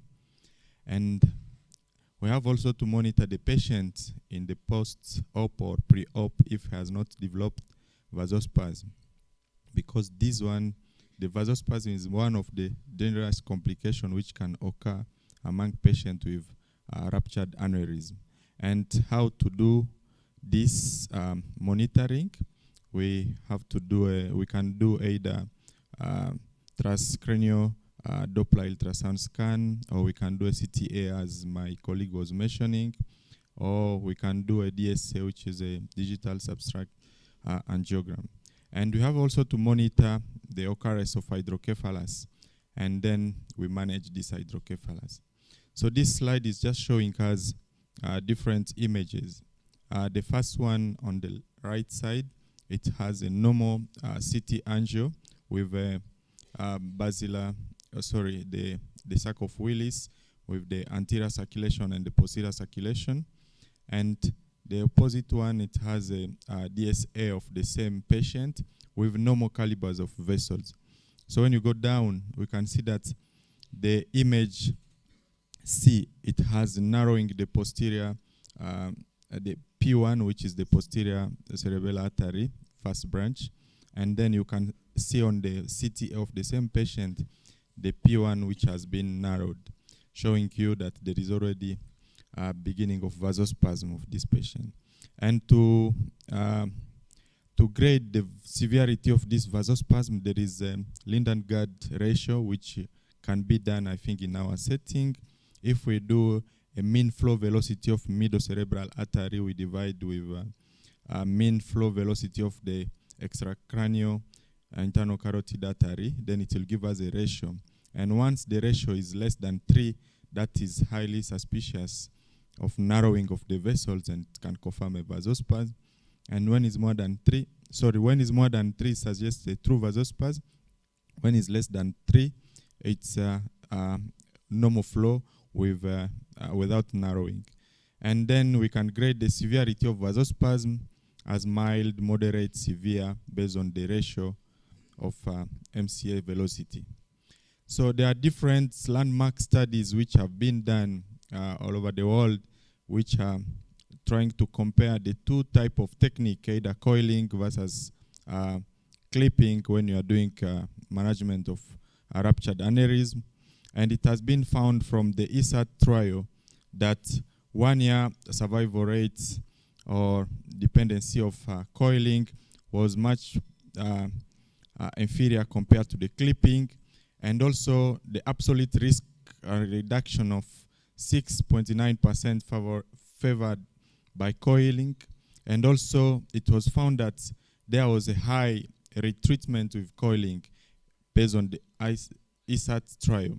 And the BRAT trial, which is a barrel ruptured aneurysm trial, it was done for 6 years follow-up of this patient, and it was found that there was early benefit with coiling compared to the clipping of patient with ruptured aneurysm, and there was long-term difference in terms of narrowing, and then the clipping showed durability advantages compared to the coiling. And another trial about the management of vasospasm. It has been mentioned by my colleague, even the Dr. Kava, when he was talking about vasospasm following traumatic brain injury. It's always recommended that we start nimodipine treatment as early as possible when you've diagnosed this condition to prevent the occurrence of vasospasm. And on top of the nimodipine, we have to make sure we maintain the volemia and also reduce the hypertension, and not reducing it abruptly, but to maintain it in a pressure systolic which is between 140 and 160, and that will maintain the blood supply of the and avoid complication related to vasospasm. And also there is endovascular therapy which can be done with intraarterial papaverine, which can be given to the patient, followed by balloon angioplasty. And also some other new studies which are ongoing supporting the use of magnesium on top of the nimodipine and other management above. It is still under trial, trying to show how magnesium sulfate reduce the rate of LDL and then maintain high the HDL, which is very good for preventing atherosclerosis. And then the treatment of hydrocephalus after aneurysm, mainly it will occur within 15 and 30% of patients with aneurysm ruptured, and it has a high risk. The more the risk of classification as presented by my colleague, the high the occurrence of this complication as hydrocephalus. And mainly within 72 hours post the onset of the ruptured aneurysm, there might be a hydrocephalus occurrence.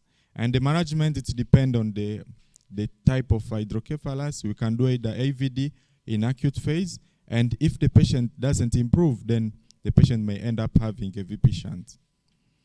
This slide is just summarizing as someone who has come with subarachnoid aneurysm, we've diagnosed, and he has rebled. If he's bleeding, then you can do early management closure, which can be either coiling or clipping. And then if it's not possible, then you have to consider to give antifibrinolytic medication.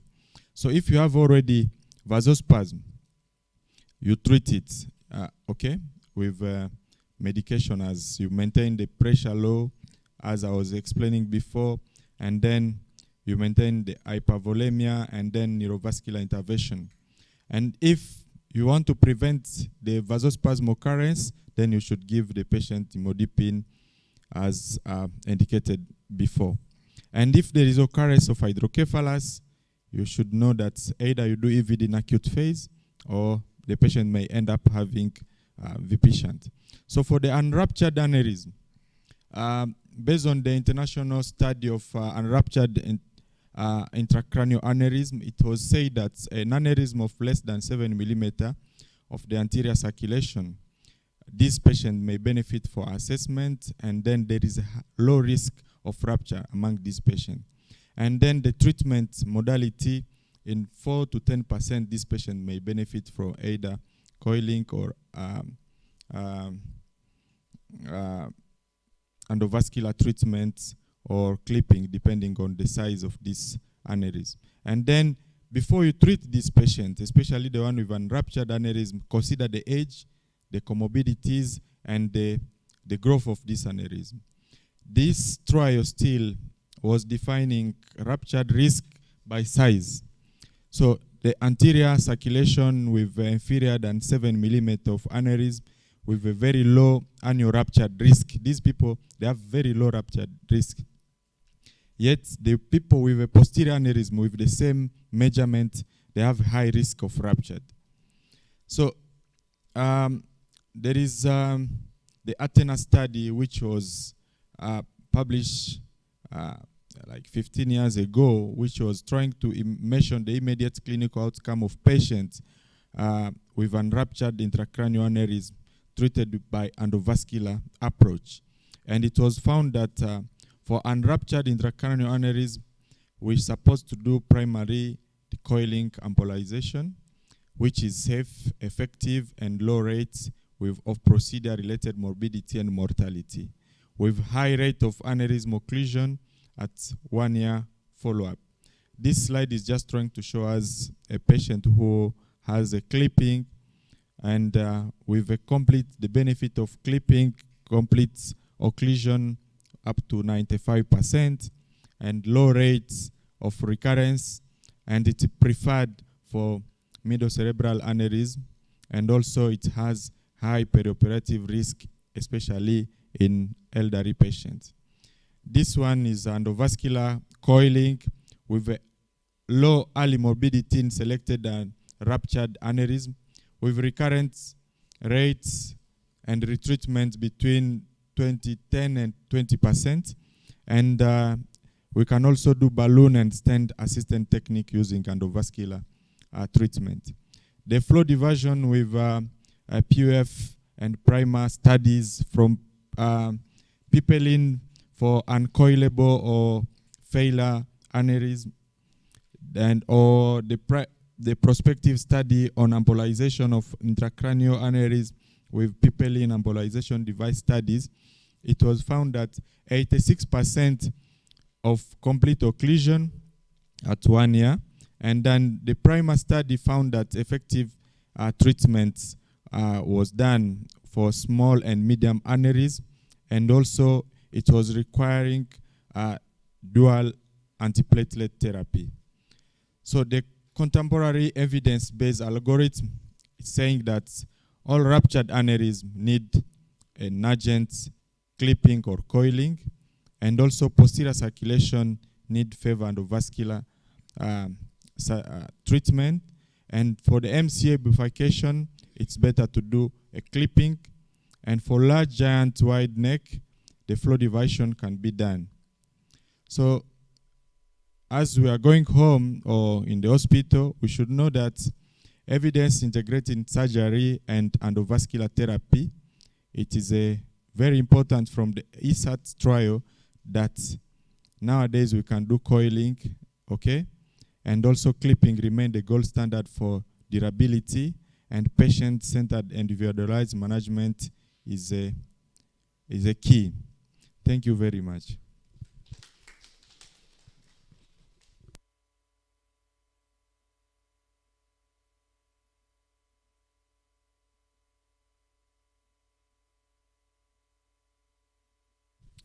Thank you very much. We now have our final speaker.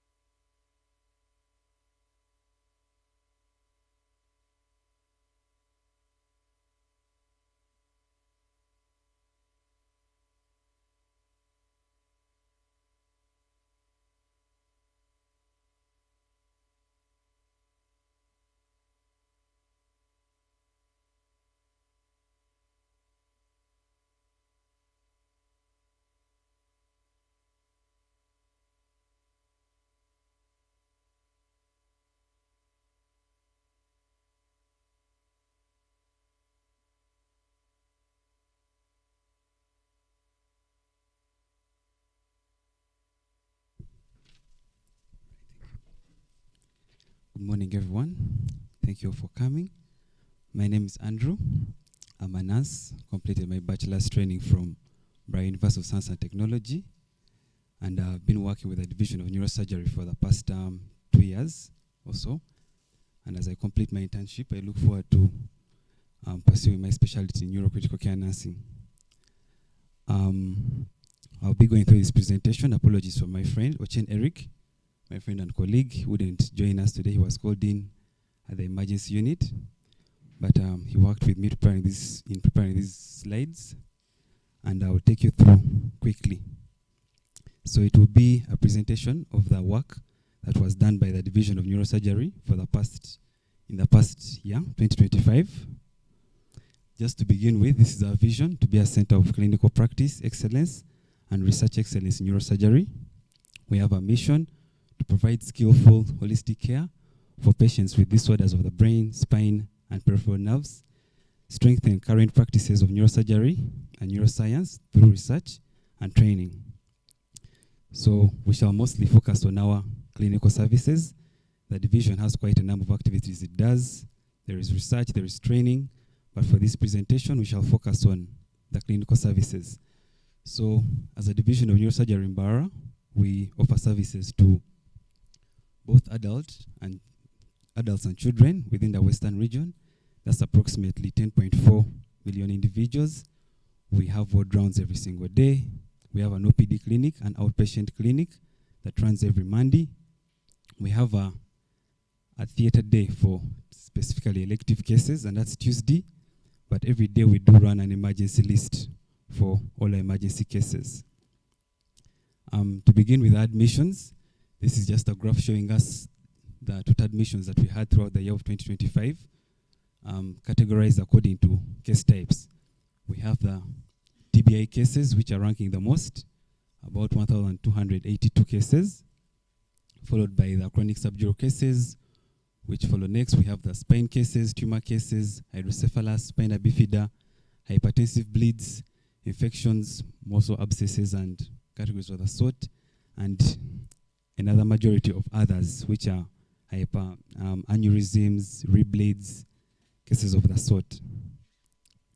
This is a graph just showing us the monthly distribution of our patients throughout the year, with most of our patients being admitted in the month of March and August, preferably because of being the time that most of our education institutions are admitting students.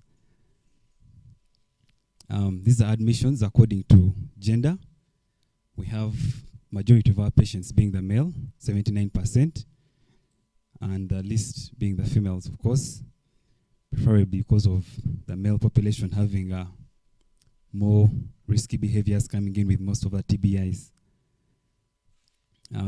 Admissions according to age category, most of our patients are adults, 79%, followed by the children including the pediatric neurotrauma cases and pediatric birth defects, mostly. We have patients that go into the intensive care unit, which is shared throughout the whole hospital with other departments, obstetrics, internal medicine, pediatrics.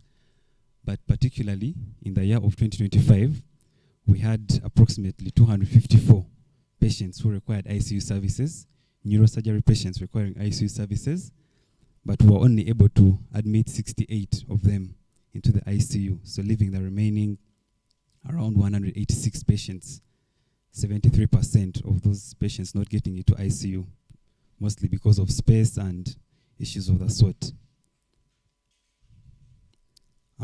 This is a graph displaying to us the outcome of the different outcomes of the patients that got into the ICU. We have majority of them, 34 particularly died.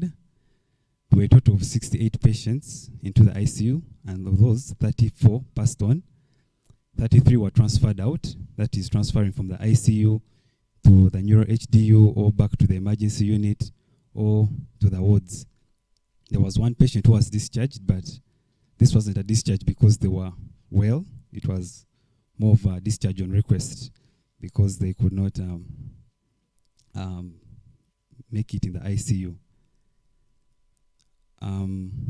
This is a graph just categorizing the different mortality cases that we have, either as postoperative cases or non-operative. So of the death that we recorded, the 34, 52.9% were postoperative cases, either post-tumor resections or TBI cases that were managed surgically, and a lower percentage, 47.1%, were non-operative cases. These are patients that go into the ICU because they reported to the emergency unit with low GCS, and we have to manage them conservatively, either with the physical injuries or cases of the sort. As the neurosurgery division, we have a high dependency unit, the HDU, which was established in November 2023 with a 4-bed capacity really, and all it does is offer specialized care to our neurosurgery patients who cannot get into the ICU but still cannot have a good prognosis if they stay on the general ward. So we get to admit them into the HDU for specialized neurosurgical care. From the time the HDU was established, that's in November, we have admitted a total of 403 patients. That's from November 2023. And particularly last year, we admitted 174 patients. So for those patients that we admitted, this graph here shows us where those patients originated from. 36 of them originated from the emergency unit. That's, for example, a patient reports at the emergency unit, they are too sick to stay on the emergency unit and we don't have space in the ICU, but we do have space in the HDU, so they get into the HDU. 108 of them were postoperative cases. And as we shall see ahead, this accounts for around 20% of all the operative cases that we did throughout the year of 2025. 23 patients were from the ICU, that's transferred from ICU up into the HDU. 5 of them were from the surgical ward, and we have a private wing which usually admits some patients, and 2 of those were transferred from private wing into the HDU. Right here is a graph showing us the distribution of patients coming into the HDU across the year, with some few peaks in March, then all the way up in September, where we see 30 patients being admitted. In May, we didn't admit any patient really, not because we didn't have space, we didn't have patients to admit rather, but because we had chronic patients who were crossing from the month of March, April into May. There were 2 cases of TBI, and one was a hypertensive bleed, and the other one had a malignant left MCA infarction. So we admitted them in March, April, but they were too sick to move out, so they stayed into May. This is a graph showing us the patient outcomes from the HDU itself. Majority of them being transferred out, either back to the emergency unit or most of them go to the surgical ward because they are stable enough and they are kept at surgical ward for some time and later discharged. Another majority were discharged straight home, which is good, 69 patients, and we had a total of 15 deaths recorded within the HDU as of last year. Crossing over to our neurosurgery cases that we did last year, we had a total of 553 surgeries done as of last year, most of them being craniotomies, followed by burr-holes. Right here is a graph just showing us the distribution of the different surgeries according to case types.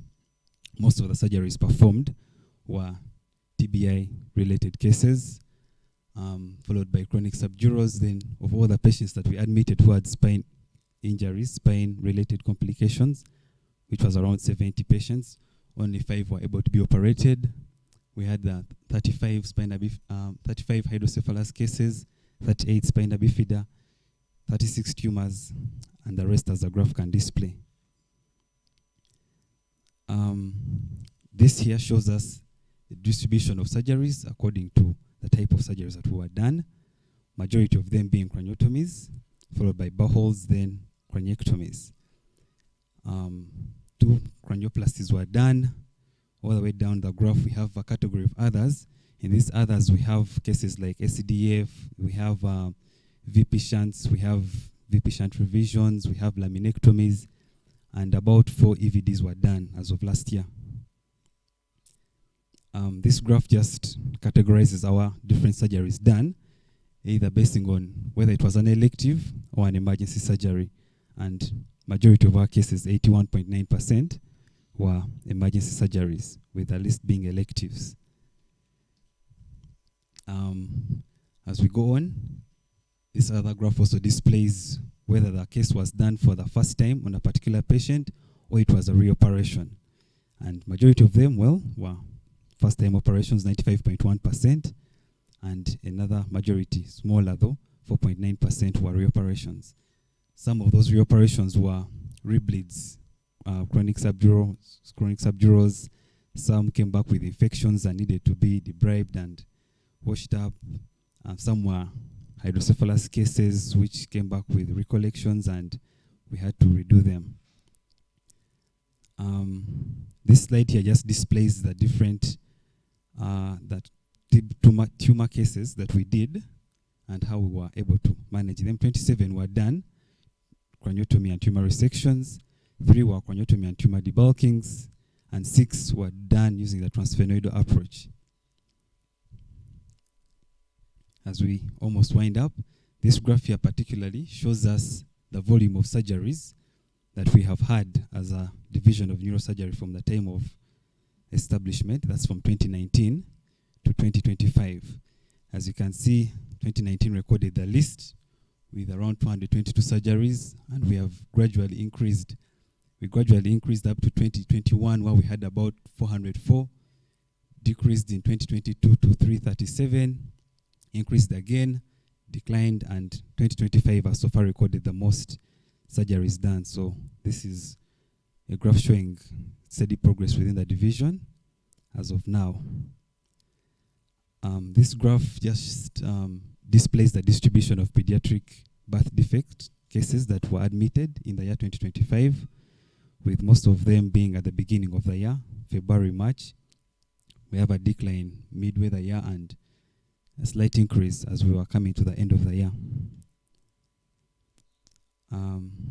This graph displays the patient outcomes as of 2025. We were able to admit around 1,740 patients last year, and majority of them, 77%, were managed, stabilized, and were able to be discharged back home. 15.3% died, unfortunately. 2.4 were referred to mostly Mulago for further management, and we had a total of 5.4 who absconded. These absconded patients are mostly those who have comorbidities, fractures. But the fracture is way more intense compared to the TBI, so they prioritize the fracture and seek for healthcare outside the general medical treatment. They go to traditional setters and categories of the sort.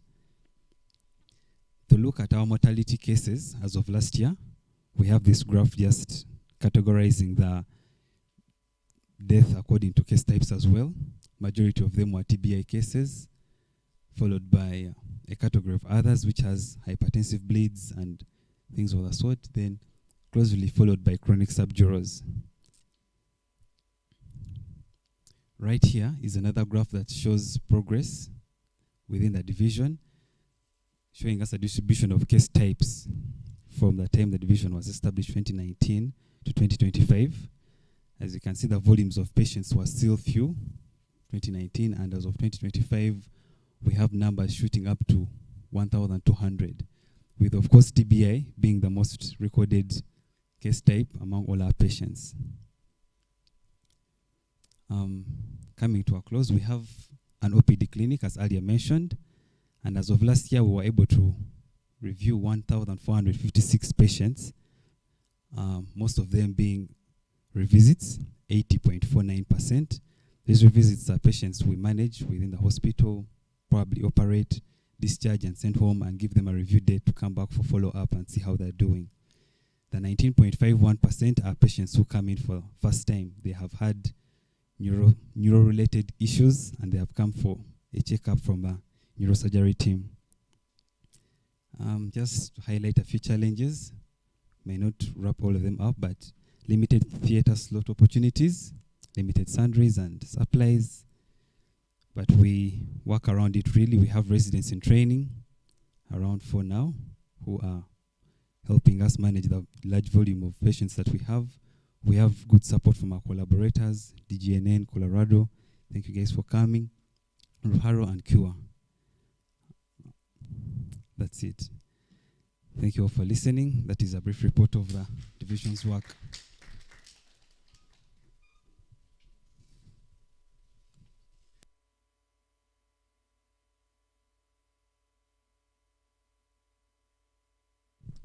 So this concludes our 2-day International Neuroscience Symposium. We thank all of you for your attention and your participation. This is the didactic portion, at least. We will now continue back at the hospital in the operating theaters as well as in the ICU and the HDU. Thank you very much.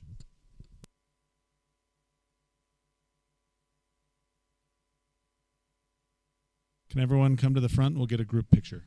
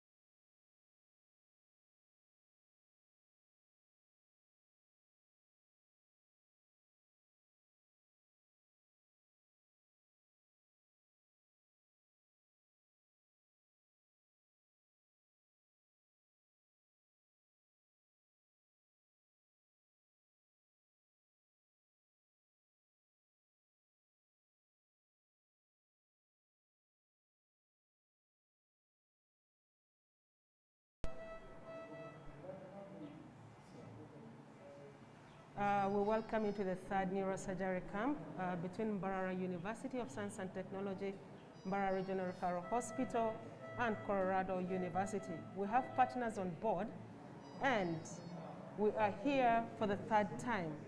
This camp mainly helps people with neuro challenges, and I would request Frank, a resident in this particular field, to tell us more of what is going to happen. I may speak of neurosurgery, but we have people who are the experts in this. So Frank is going to give us the details, but what I can say is we've achieved a lot in these camps.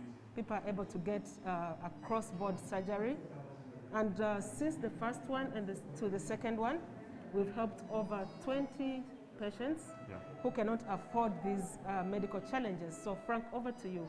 What are we expecting? Thank you, Angela, and thank you for all the people following us on this live presentation.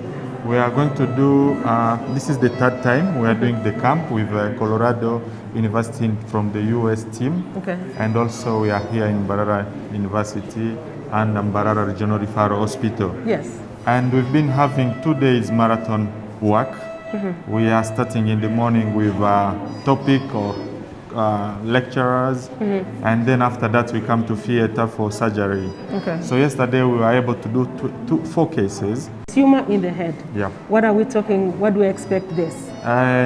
Tumor in the head. Yeah. What are we talking? What do we expect this? It is going to be further explained by the specialist who is going to be the main lead surgeon, and all this is going to be done patient without being under general anesthesia. We're just going to use local anesthesia on the skull, and then we remove the bone, a piece of bone of the skull, and then we remove the tumor without giving general anesthesia, under local anesthesia. So people following us online, I would request Dr. Frank to introduce to us the expatriates who are going to handle this, and they also speak to us. Yes. So you can invite. Yes, thank you very much. I'm introducing Professor Raina Omod. He's from the Colorado University. He's going to be the lead surgeon for this awake craniotomy and tumor resection. Professor? Yes. So the goal of awake surgery is to help us. Sorry, the goal of awake surgery is for us to be able to assess the patient continuously while we're operating, if we're operating in very sensitive parts of the brain, to help preserve function and not hurt the patient. Okay. So that's the object of why we're doing this operation awake.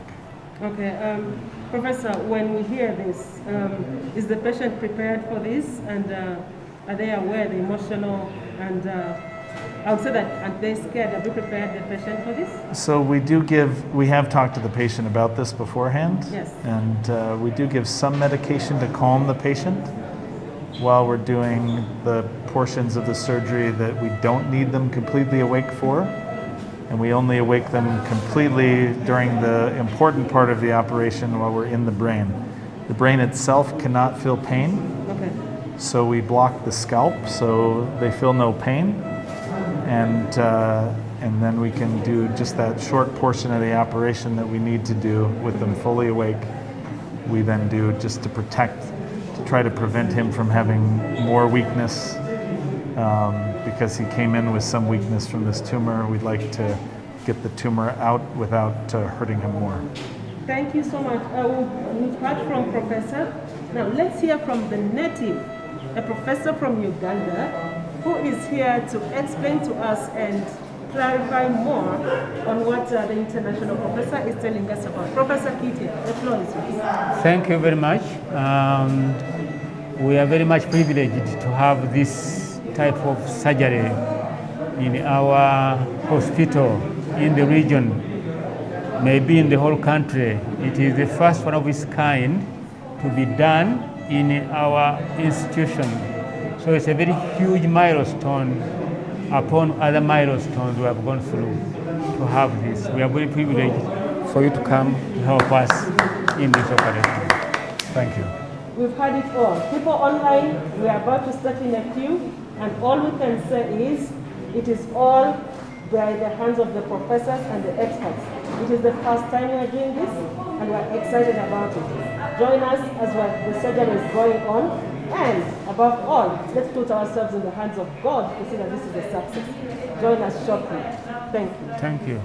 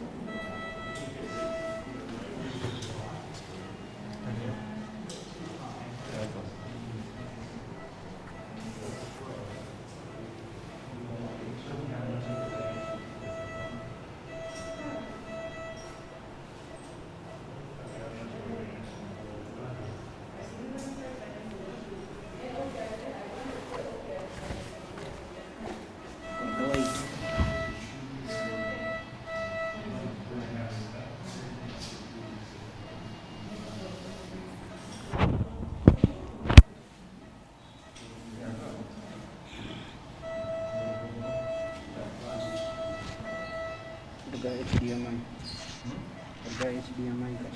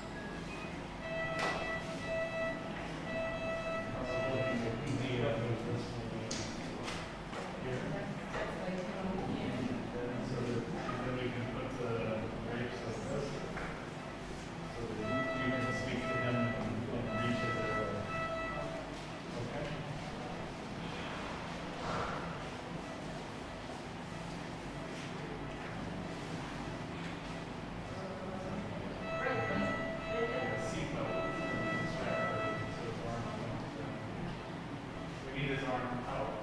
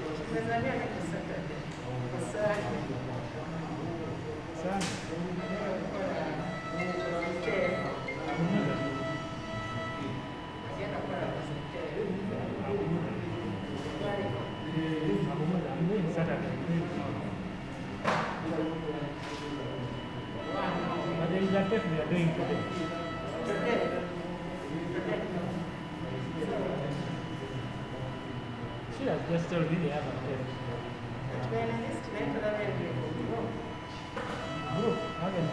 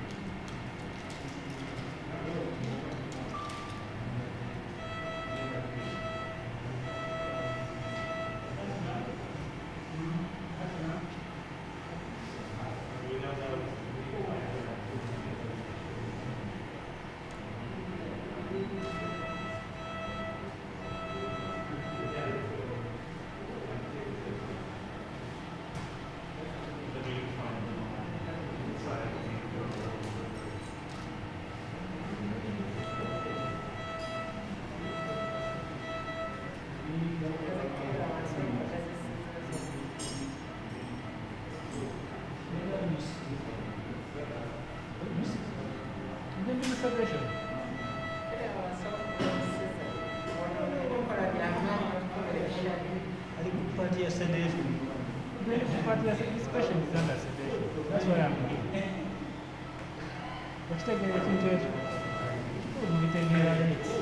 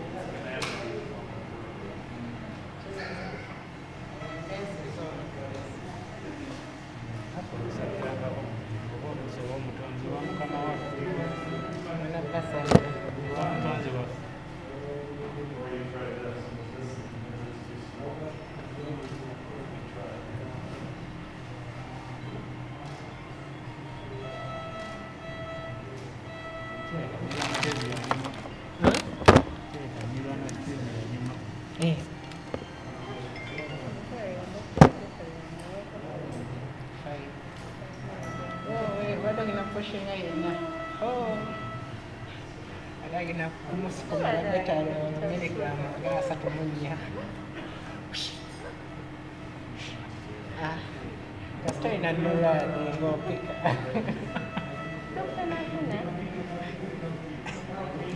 No?